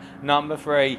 but as they come charging on forward, it is a situation whereby we can see that Zabi here continues to push on at edge of speed, giving it away to Podma there. And to be fair, a very good point being raised in the YouTube chat by what is Lucas Till is that a good number of drivers will be starting this race on the medium compound and not on the soft, and particularly I think the KKR drivers, for example, what is Podma may not be starting on the optimum time. We will take a look through the tyre compounds being utilised in a short moment, not just Podma and also edge of speed, but right now as they make the way on around down the Repro Posta into turn number 4, you can see Mazzaros goes very deep, he goes wide, and that will be a track limits penalty. Track limits at Interlagos, absolutely brutal at turn 4. Every other corner less so, but turn 4 is an absolute nightmare because Mazzaros will have lost time by making that mistake, and now he loses even more time as he has to burn a half-second penalty. I think what he'll try and do is he'll try and burn it under a bit of trail braking into some of these corners here, just to weaken the pain of the penalty. As you can see behind him now, the Triple X16 tucked in behind and will be closing up a bit further back. Meanwhile, it is Nepali under pressure here from Wes Malanka as they make the way out of 9 up into 10. They're side by side into the hairpin. They give one another space, and as they make the way on through the right-hander of turn number 10, it is the case that Nepali doing everything to hold on right now as Malanka really putting that pressure on. I do believe that Nepali at this point in the race is running on an off strategy in terms of the non-optimum tyre and is trying to hold at bay. Malanka has had a really poor run out of Juncal corner, and as they come up through 13 and towards the end of lap number 3, it is the case, I think, that Malanka is going to be looking for the move once again on the next lap, but it's not going his way right now. And as they come on through to complete this lap and complete the opening 5 minutes of the race, Nepali holding on for the time being, but will Malanka find a way through this time around? We will have to wait and see. But as they come rolling on down right now, Fishka trying to close up on the B ferry. He has closed up considerably. The gap between him and what was P12 last time around was 5 seconds. He is closing up very quickly, but we do look back to this battle for P10 as we can see Nepali going defensive here in the long run down towards turn number 4. Malanka trying to go round the outside. He can't find it. He goes to the cutback, but Nepali parks car on apex and keeps it together. And as they roll on through the left-hander there of turn number 5, you can see Nepali just taking the pace out of Malanka's race as they make the way up towards 6 and 7. Now, what will Malanka do this time? I think what you'll try and do is try and cut back into 7, but Nepali parks it very nicely on the apex of 7 as they roll into 8. No way through. Nepali proving to be an iron wall here with regards to just keeping that Supra at bay, and as they make their way through 9 and up into 10, it is the case that right now Malanka's race is really being compromised in terms of his strategy as they come through the hairpin. But meanwhile, we look from them to a reverse situation where Adra Speed from KKR is trying to hold up KSZR's Hulip as they make the way through Juncal corner, and as they come up through the left hand, you can see Adra Speed going a little bit deep there by comparison with Hulip, and I think this is going to give Hulip the run he needs to get on through. It is a long run here all the way down towards turn number 1, and as they come on through, it's the case where you can see Hulip literally taking as much run, and he picks up a 2-second penalty, Hulip, for cutting track limits of the pit lane there, and that has cost him very dearly. I think Hulip would argue, according to the automated shows, he would be arguing that he was squeezed, but I think no, so it is the case that if you do cut all 4 wheels beyond the white line towards pit entry when you're trying to go for an overtake, it is by default multi-second penalty, and well, Hulip now will be yielding the position to his teammate Triple X16, or will he? As no, he stays ahead in the end, and I think he's been on the radio to Triple X to say, no, let me back at him, I've got the pace, I just need to do it in a better place. But as they make their way around on lap number 5, we do look back here to Nepali, who is still keeping that Malanka at bay. The gap between them at 5/10 of a second and continue to oscillate. But whilst we are on lap number 5, it's a good time to check in with which compound our drivers decided to start on. And we can see Derek 737 here deciding to start on the soft tyre and make the breakaway in the Peugeot RCZ. Meanwhile, behind him is teammate of what is KKR Mario on the racing soft as well in the Toyota Supra, albeit it is the case both drivers on similar amounts of fuel. Then we have a bit further back, Sapien here from KSZR, and he is running on the soft tyre, much like his teammate behind him at Zabi here, as they both continue to chase after the leaders. And then we do see we've got Podma here on the soft as well. So Podma, in fact, starting on the soft but losing out places earlier on, and well, behind him in P6 we then have our first medium runner, and that is Adja Speed, who is trying to hold at bay the KSZR driver of what is Hulip here, who's on the soft tyre and using a lot of fuel in his pursuit of that P6 position, as behind him Triple X16 on the soft as well. And then we do have Mazzaros here on the soft in P9, and then behind him in P10 Nepali here, who are on the soft tyre. Well, it's the case Nepali on the soft, well, Malanka must be on the soft as well, and these two just battling furiously for position. And yet Yep, they are both on the soft tyre. I thought Nepali might have been on the medium, given how much defending he's having to do. And then we see a bit further back, Fish getting P12 on the soft tyre. And then last but not least, Plivis here, who has gone to the medium tyre, I think due to the incident earlier on in the race, which saw him drop a long way down. He's 30 seconds right now off of Fish going P12. But one thing we can definitely say, with regards to pit time loss here, you do not want to make an extra pit stop at Interlagos, because the pit time loss at this Brazilian circuit is 25 seconds just for a tyre change. It is one of the longest pit time losses out of the circuits available in Gran Turismo Sport, and that is why you want to avoid pitting too many times. You only want to do the minimum number of pit stops here, and we do see Podma giving pursuit now of Xavi and Sapien. And I think whilst Podma had a difficult start, he is now starting to gain on the drivers in front of him as they make their way on down and around and through turn number 11. But as they roll on through it this time, and we do say hello in the YouTube chat there to Daniel Blom, who's enjoying himself, and that's great to hear, Daniel, and thank you for the feedback. It is the case right now, this battling only continuing as our drivers make their way up and around out Juncal corner. But as they come rolling through this time, we see Podma, they're going a little bit wide. I think Podma in the double draft there, Xavi and Sapien, just finding in the end it's a bit too much understeer on the front end of the Supra, and the Supra is vulnerable to aerodynamic understeer. When it loses front end downforce due to dirty air, it can want to understeer quite aggressively, the car, and Podma feeling that as he rolls them down and around. We can see Adjuspeed holding on to P6, but he's got Hewlett trying to look for a mover as Adjuspeed went a little bit deep through the centre S's, and Hewlett getting closer and closer to the driver, the medium runner here, and Hewlett on the soft, where Adjuspeed on the medium and really out of sync. But this strategy could work out very well for the KKR driver, as he comes down into turn number 4 once again. As he rolls through the left-hander here, we can see Hewlett tucked in behind. Now, where will Hewlett go as they make the way on through? We ride on board here, looking back from Adjuspeed from KKR, and I think what the Czech Republic driver is going to do, he's probably not going to need to go defensive through 6 and 7, but Hewlett does look up the inside. There's a small bit of contact there with Adjuspeed not able to carry the speed through the apex, and Hewlett anticipating just how quick Hewlett would be, no, Hewlett misanticipates, I should say, how quick Adjuspeed would be through turn number 7, and as a result, that has cost him with a bit of contact. Otherwise, he could have gone for the move into turn 8. And you can see now Hewlett trying to get close again. And I think what he'll be looking to do this time is be so close coming out Juncal corner as to get the draft down towards turn number 1. But it's all about nailing it under braking into turn number 12. And as they make their way into the braking zone, it is the case. Hewlett right there takes a much better apex by comparison with Adjuspeed, who runs a little bit wide. And Adjuspeed loses the run as Hewlett now pulls back into the toe. And this is where Hewlett will start to gain. But as they come through the left-hander here at turn number 14 and in towards 15, they roll. Well, Adjuspeed is still holding on, but Hewlett is right there. Adjuspeed goes as close as he dare to the inside wall here. He's going to make Hewlett go all the way around the outside for P6. Will Hewlett get it done on the brakes as they come into the centre S's? Well, we pan around and we can see there as they make the way for the camera shot, Adjuspeed just extending far enough away from the apex curve of turn 1 to give Hewlett space, but make it difficult to run side by side. And Adjuspeed really showing the mastery of the defensive craft here at Interlagos so far as he makes his way down the Reproposta straight for the 8th time of asking. Now, as we look from him to a bit further back, we can see Nepali versus Malenke. It is the case these two nose to town. Mazaris closing up there. The KSZR driver trying to hold at bay the KKR driver as they make their way down and around through 4 and 5.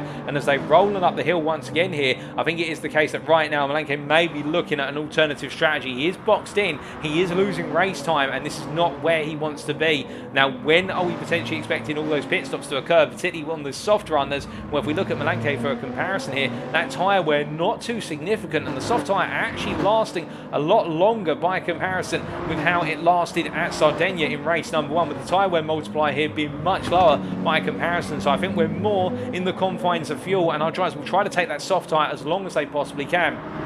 Now, given that we are only expecting a 2-stop race, but seeing that our drivers are right now running just under 50% fuel, and as we look from drivers who are battling to our race leader who's doing less battling, what we can see here is the case that Derek in the RCZ not able to fuel save because he's got to really gun it in the Peugeot RCZ to get the lap time, because this car does not have straight line speed. It's not the strongest in acceleration outside of 3rd gear. You can see it is the case that right now he's only got about 27% fuel, so I think we're going to be seeing our first stops occur by the time we reach the 20-minute mark, if not sooner. We may see some drives go longer, but we are only going to be seeing a couple of pit stops here, as we do see Podma right now on the back of Xavi and Sapien, and Podma is closing. He is getting closer to the two KSZR drivers as he makes his way through turn number 4, and as they roll on through, it is the situation right now whereby our drivers, as they push on, where you can see Sapien here. Now, this is a little bit odd behaviour from Sapien, because he's doing a little bit of a weave with Xavi behind him, And I think he's worried about the fact that Podmer's getting the double draft on the straights,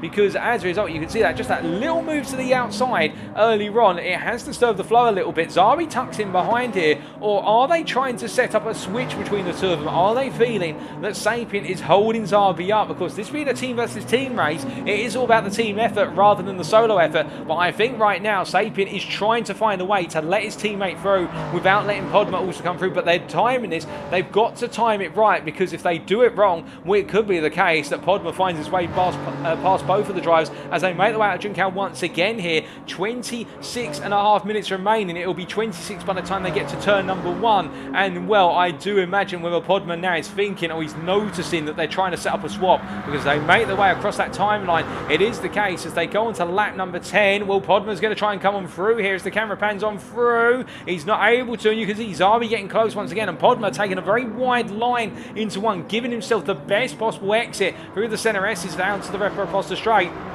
And Podmer knows, he's aware, if he can keep this pressure on Zabi, they can't swap. And in the end, what it means is Sapient right now is actually costing the two drivers time. He's cost himself time and Zabi time, and Podmer can capitalise on this by running really close behind them as they make the way on through. And this puts pressure on them in their pursuit of the third place position on the podium, because remember, right now, P1 and P2 are much further up the road and are continuing to break away. So this is a difficult situation for KSZR. They've got the wrong driver at the head of the pack by the looks of things, and as they make the way into turn number 8, this time Podmer just keeping that pressure on, and there's no question about it. As Adja Speed, meanwhile, in P6 on that medium compound, continuing to make the medium last here, but I think he might be kicking himself a little bit, because that medium tyre, well, the tyre wear in this race in general, a lot less than perhaps they expected, and as a result, Adja Speed on that medium, I think he's actually taking himself out of the hunt for a podium finish, because he's got a lot of pace on that medium, so much so he's actually keeping Hewlip on the soft at bay. But you can imagine if he started on the soft where he would be right now. But that's of course a what if question that we can ask and theorise to our heart's content, but we have to deal with reality right now, as we do see Adja Speed here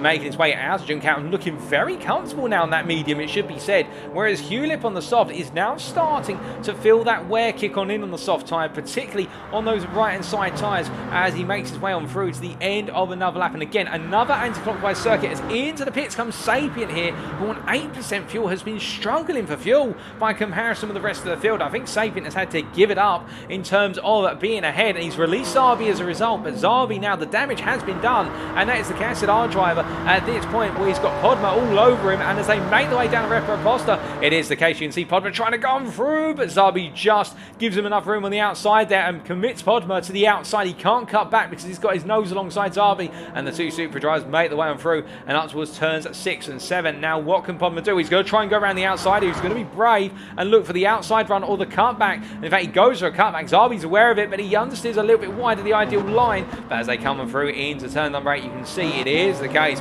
that Zabi stays ahead, Podmer with him as they roll on through, down and around through turn number 9. They go and up towards turn number 10. But right now, Podmer's staying right there every step of the way, and the pressure that he is putting on Zabi is a relentless barrage. And well, to be fair, the KSZR driver is doing a fantastic job of holding on for the time being, but how long is it before he commits to a pit stop? That's the question, as he rolls them through Juncal corner for the 11th time, and as he makes his way up the hill. I think we could be seeing some more pit stops very shortly as he comes to the end of this lap. Now, as he comes on out, well, we do see a bit further up the order. We do have Derek and Mario both into the pits. KKR bringing both drivers in here. They're both on critical fuel. They weren't going to be doing another lap, and we see Zabi and also what is their Podmer coming in. Meanwhile, in P5, well, everybody into the pits. I think everybody running this race to fuel. Has anybody been able to make the fuel last longer? No, everybody has come on in, but the one driver, of course, who we do have to keep eyes on as Fishka comes in, is our P12 driver of Sapient here, who, as he makes his way on around right now, he has gone to the medium tyre. He's putting a full tank of fuel, which will take him almost to the end of this race. He will have to put a small amount of fuel in at the end, most likely.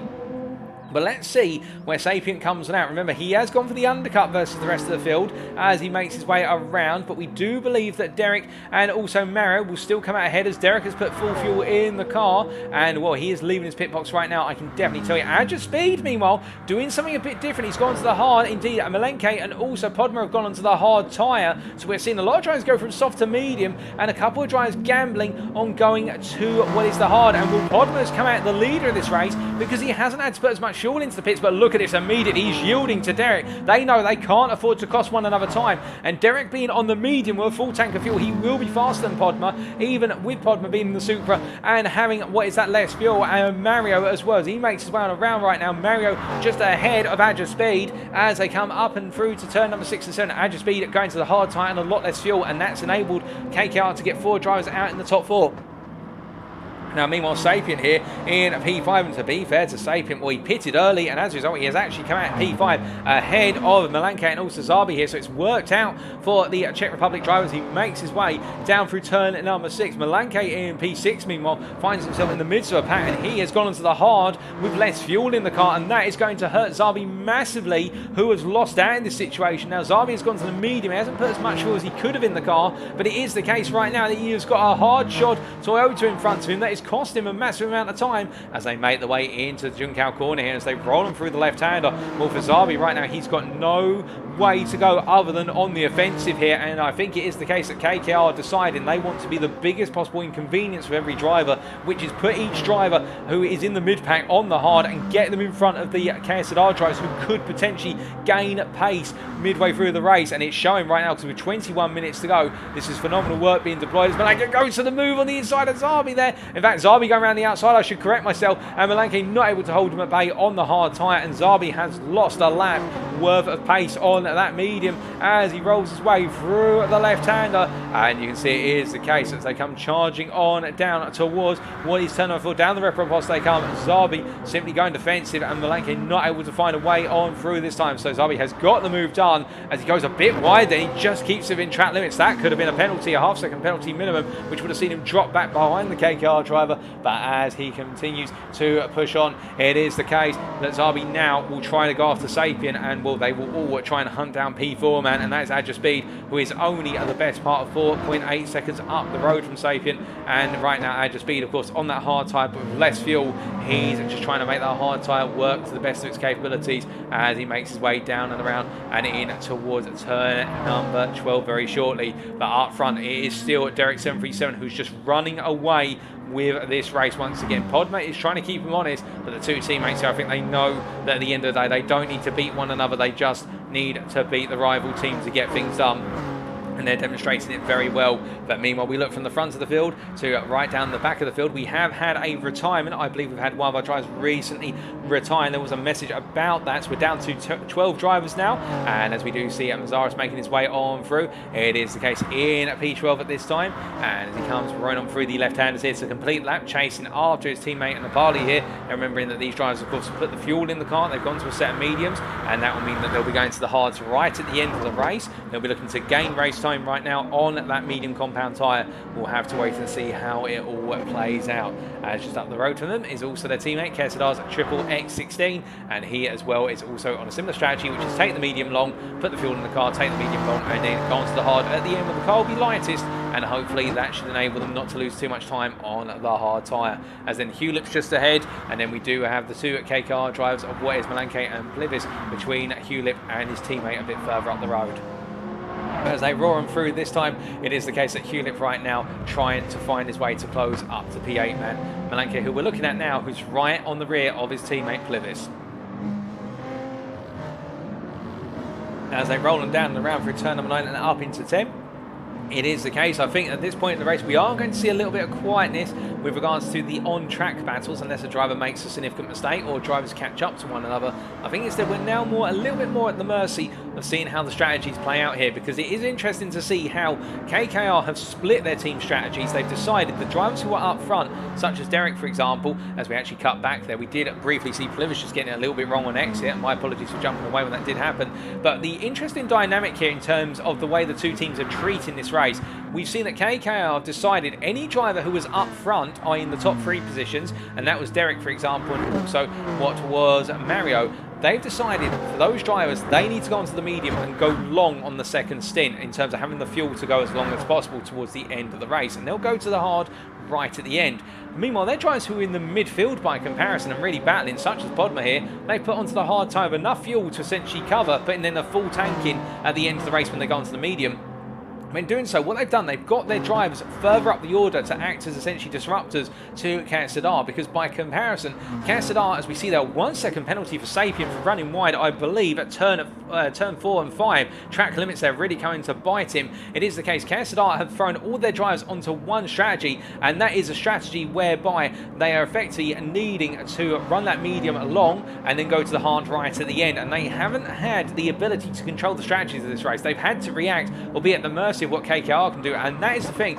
When your team in these team versus team style races, when your team has got drivers at the front of the field and also in the middle of the field, you can split the strategies more comfortably, whereas for the team that's in the midfield pursuing, they have to commit to a strategy. They don't have the ability to gamble on strategy as confidently. They're more likely to lose places if they gamble rather than gain, and that is how KKR really played it today. And we saw that, to be fair, at Sardinia in race number 1, as now we are seeing that gamble pay off here, as Speed and Podma will be coming in to go onto the medium and put in a full tank of fuel to go to the end. But we did see at Sardinia as well, where we saw a lot more tyre choice specification from what was KKR in terms of knowing how to split the strategies versus KSZR, who, to be fair, did put their drivers on a multitude of strategies, but it always seemed as though KKR had that initiative in the strategy race. But right now, as the tyres go on, and we do see Plivis coming into the pits, interestingly enough, here with no fuel in the car whatsoever. So Plivis, well, I think it may be the case they decide to run him light. If he's going to go on to a set of hards here, this is going to be a very interesting moment for Plivis, for the simple reason that Peugeot RCZ on a set of hards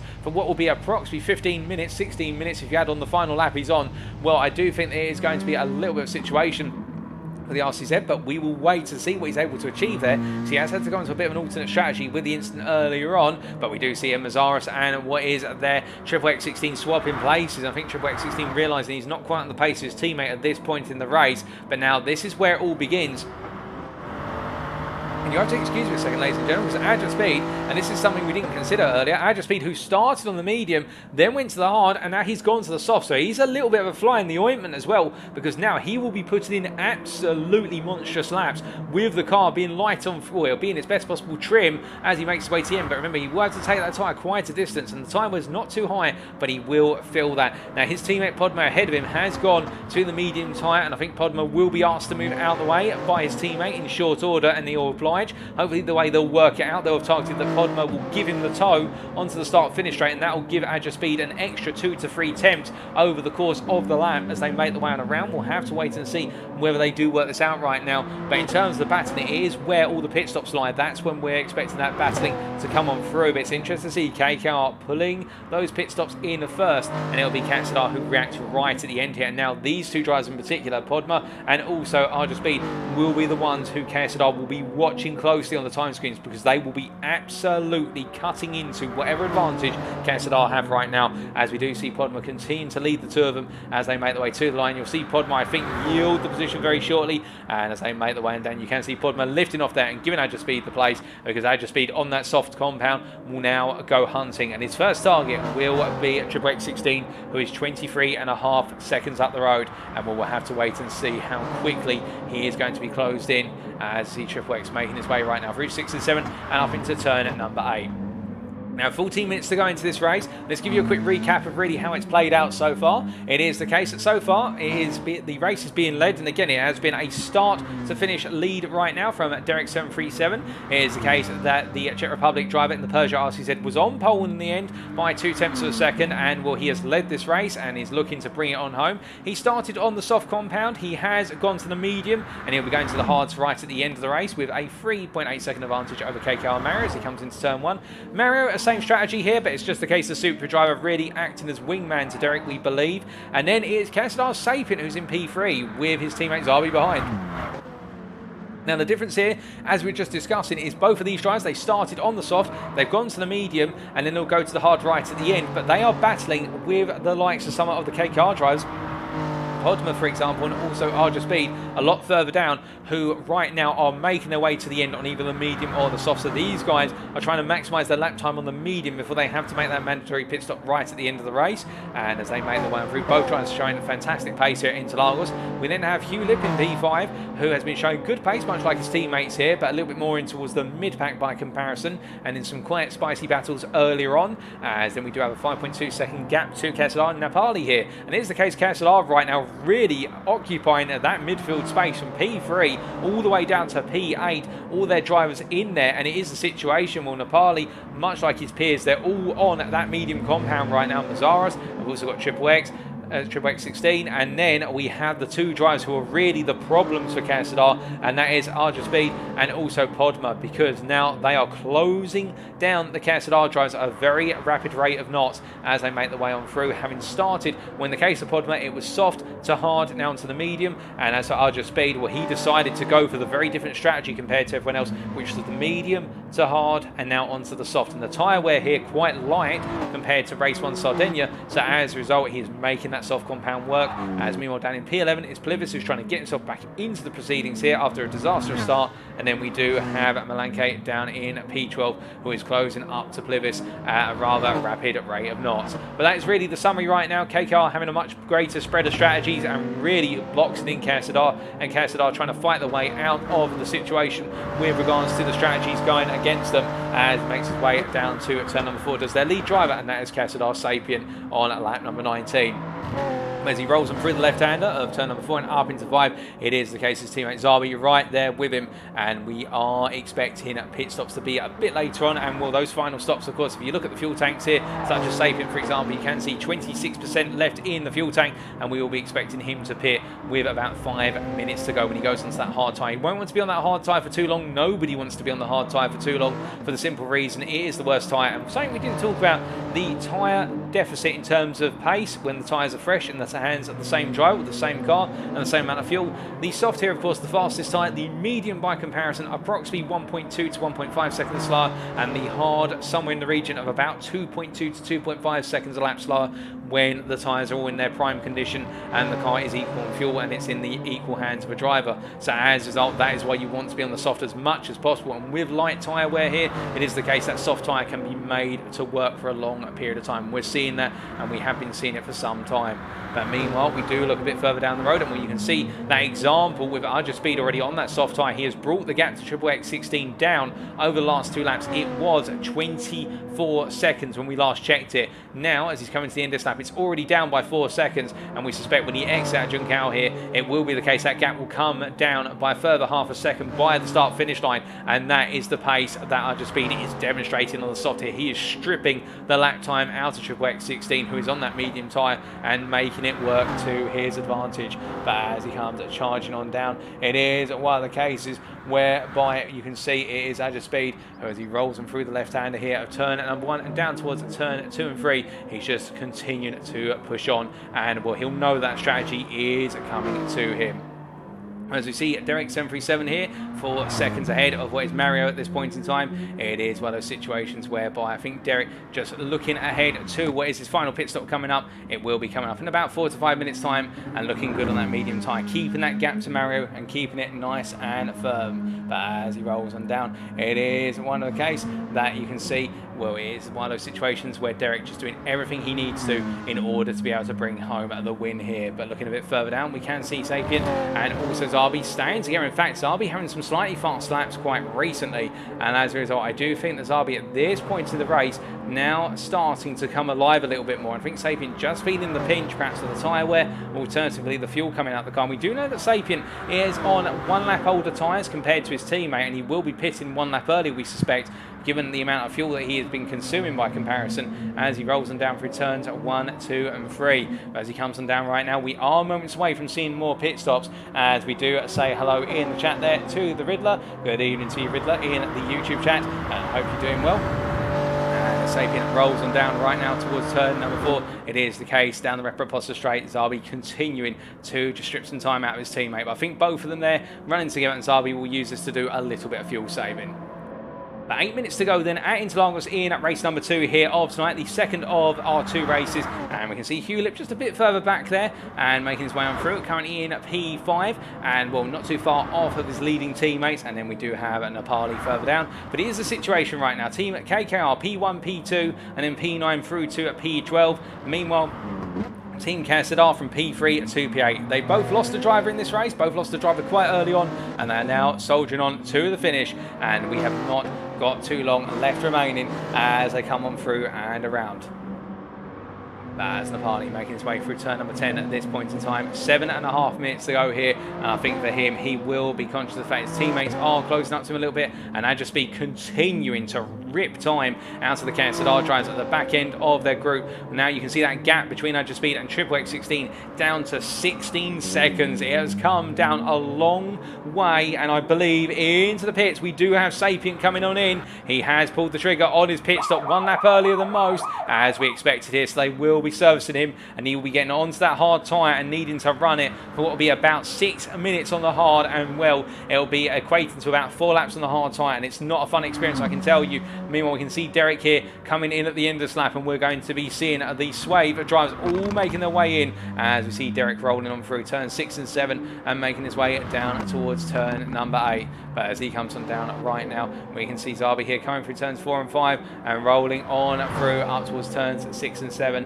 as he makes his way through at the double right. And for him, I think at this point he'll be focusing on coming home in P3 at best here, with a 13-second gap to KKR Mario up the road, and also Ajaspeed really closing up. And in fact, as we see Ajaspeed here, now the gap coming down a further second already. And where has Sapient come out of the pit? He's come out behind Podma, and this is not what he would have wanted. He would have wanted clear track, because he's got Podma coming in at the end of this lap, we do believe, and we can see, no, Podma not coming in at the end of this lap, or will he be? He's got the fuel to go to the end here, but regardless, the problem is everybody now starts to come on into the pits. In fact, Podma, I think, is going to the end. It will mean that Sapient's got to find a way on through, and he'll have to do it on circuit, and this is not what he would have wanted, as we do see, meanwhile, Mario coming on in, and Derek as well. And as they get ready to service the car once again here, it is the case. We'll see it's Zabi, everybody peeling into the pit, and this is for the scheduled stop. But the driver we're going to watch is Ajaspeed here. Where is he going to come out in relation to the rest of the field? Because right now he has been delivering lap after lap on those soft tyres. And those soft tyres will have picked up a bit of wear now, but he's got the fuel to go to the end. He doesn't need to pit again. Derek has completed his pit stop already and is making his way out of the pit lane as I look out my commentary box window. But we can see Ajaspeed, by comparison here, coming across the line. This is going to be close. We'll have to wait to see how it plays out as he rolls them down into the left-hander here of turn number 1 through the centre S as he goes. And I think Ajaspeed is actually going to jump his way up into P3 here. Mario's made his way out of the pit, so Ajaspeed has not jumped Mario, but he's made his way into P3 here with a bit of strategic mastery. And well, where's Podma? He's here P4, and we can see him holding on, and then it is Sapient. Well, it's Zabi who comes out side by side here, and if KKR can get Podma ahead, and they have, and Zabi can't find his way on through, this is a huge strategic masterclass from KKR, because they've managed to get one driver halfway up the field and into P3 through starting on the medium. And you can see Plivis as well right up here now, and Plivis tucking on in, but Plivis really having a bit of a difficult race and trying to find his way back on in. A Sapient on the hard tyre is now trying to hold off the soft shod Plivis in the Peugeot RCZ, as it is the case that a little car that could through the handling sector is putting pressure on the Supra driver. But this is not working out for KSZR at all. It is the case that KKR really have got this in the bag, and I think it's going to be much like Sardinia here. It's going to be KSZR who are trying to fight for at least one place in the top 5 as I try to make the way on through. But you can see Plivis trying to go for that move versus Sapient, coming out of 11 using the soft tyre. Bit of door-to-door as they come into Juncal corner, but Plivis gets ahead. But now the question is, what can he do to defend versus the Supra? Because the Supra is so much stronger on the straight here, and you can already see it because Sapient is already right there behind him as they roll through turn number 14. And as they come out towards 15, it is the case that Plivis trying to hold on, but for how long can he, as they've only got 3.5 minutes to go. He goes defensive down into turn number 1. You can see Sapient going around the outside, using the grunt of the Supra. He's going to go all the way around, but Plivis with the soft tyre holds him at bay, or does he? It's side by side through the centre S as Sapient keeps him in track limits just about, but in the end Plivis holds on here, and it is the case that Plivis getting it done very nice indeed. And now Sapient will try and come down the Reproposta straight against him. You see Plivis going defensive, and well, Sapient makes him take an inside line. Well, can he get the cutback? No, he cannot. Plivis there using that soft tyre, and this is working out perfectly as they make the way up towards turns 6 and 7, and a bit further back there you can see as Sapient makes his way on through. Hewlett now in P8 trying to close up to this and get involved right at the final measure, but it is not looking good for KSZR as they come towards the end of this race. As we look a little bit further down, we can see Triple X16 has come out in P11 with Mazaris behind him. And then they've got Malanke in at P10, who right now is being reeled in by Triple X16 and Mazaris, to be fair. And here's the case, Malanke on that medium tyre.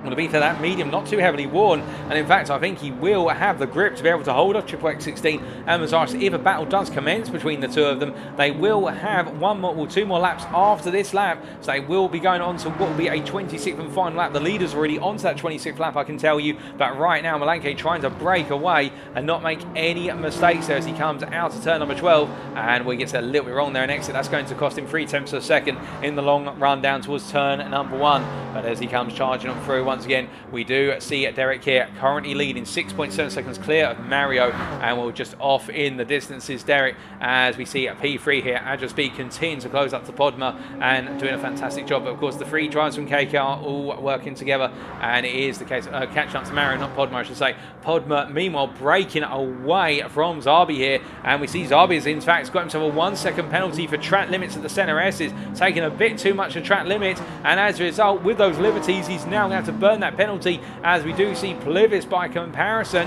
Well, it is the case the Peugeot RCZ driver is going to go for the move into 6-7. It is the case that Zabi's still to burn a small amount of the penalty here, and now it is KKR up into the top 5 positions, and this is not what they wanted to see, as Plivis will try to hold on in the Peugeot RCZ, and it has got the soft tyres on it, of course, and it's getting close to critical fuel. Can Plivis bring it home here? Will there be another spin in the tail? Well, whichever way it goes at this point, if the results finish as they are, regardless of Plivis finishing in P5 or not, it will be KKR who take the win, as I understand it, in this team versus team event, I should say. Losing my words there, my goodness. And as they make the way through Juncal Corner and up towards turn number 13, 14 and 15, Plivis holding on, and he's pulled enough of a gap for Zabi that he will not have to worry about Zabi being in the slipstream as they go on to what is their final lap. And right now it is for KKR to lose as they come across that timeline and go on to lap 26, the final lap of this 40-minute race.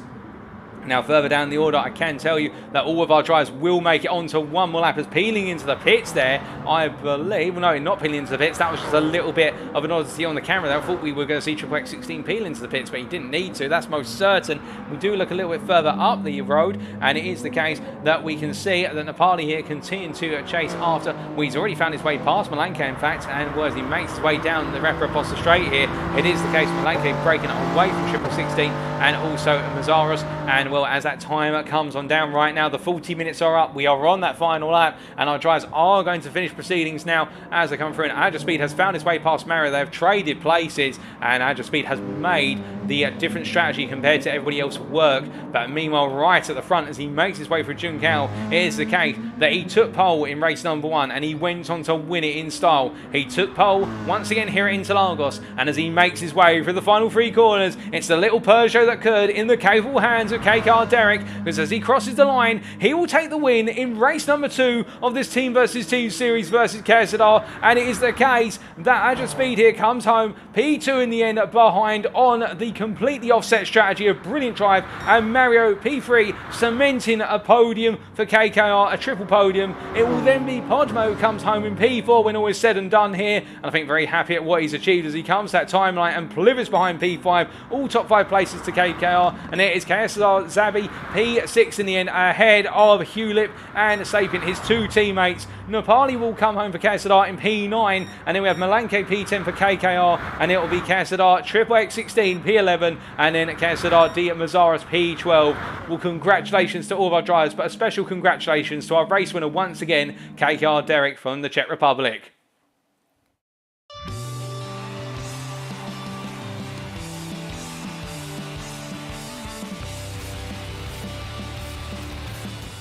Absolutely fantastic racing from start to finish from all of our drivers, and in the end we did have 2 retirements, but that didn't detract from what was the fantastic racing from the remaining 12 drivers in the end. And well, let's take a look at those race results, subject to any stewards' inquiries, of course. In the end, it was KKR's Derek 737 who took the win, 7 seconds clear of his fellow teammates Agile Speed in P2 and Mario at P3. P4 and P5 also going to KKR with Podma ahead of Plivis, and then it was KSZR who took P6 through to P9 with Zabi P6, Hewlett P7, Sapient P8 and Napali 91 P9. KKR wrapping up the top 10 with Malanke in P10 before Triple X 16 from KSZR P11 and KSZR's D Mazaras P12, and we had the retirements of Fishka, KSZR Fishka in P13 there, and P14 was Abilas in P14 for KKR, and losing out in the end with, I think, connectivity issues. But as we can see, they're the fastest lap, also going to our race winner KKR's Derek 737 on lap number 4 on what was a 1:29.910.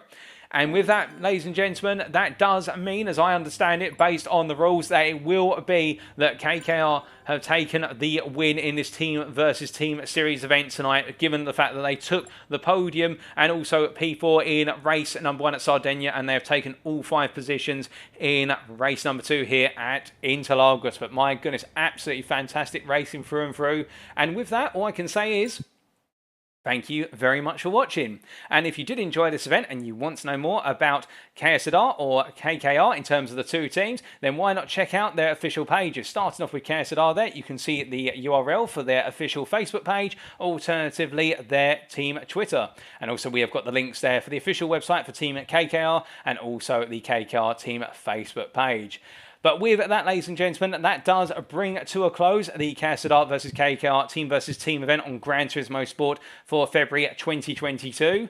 And well, if you're still in the mood for a little bit of team versus team racing later in this week, I can tell you that in a couple of days' time, we are going to be seeing KSZR take on Prima Esports on Friday the 25th of February 2022, and I'm sure that is going to be an absolute spectacle to behold, because if any of you don't know at the moment, Prima Esports recently taken all top 4 positions in one of the FIA Road to GT7 races, and indeed it's definitely going to be a huge showdown. So do feel free to come on back on Friday the 25th of February later this week for what will be an absolutely fantastic team versus team event. But until then, ladies and gentlemen, it is goodbye from us here at what is KSZR and KKR. It's goodbye from me, your commentator and host, being Paul TX141 Walsh, also known as Britain a Spit, depending on what media you follow me on. And until next time, as always, remember to stay safe, stay well, stay smiling, but most importantly, remember to stay on track.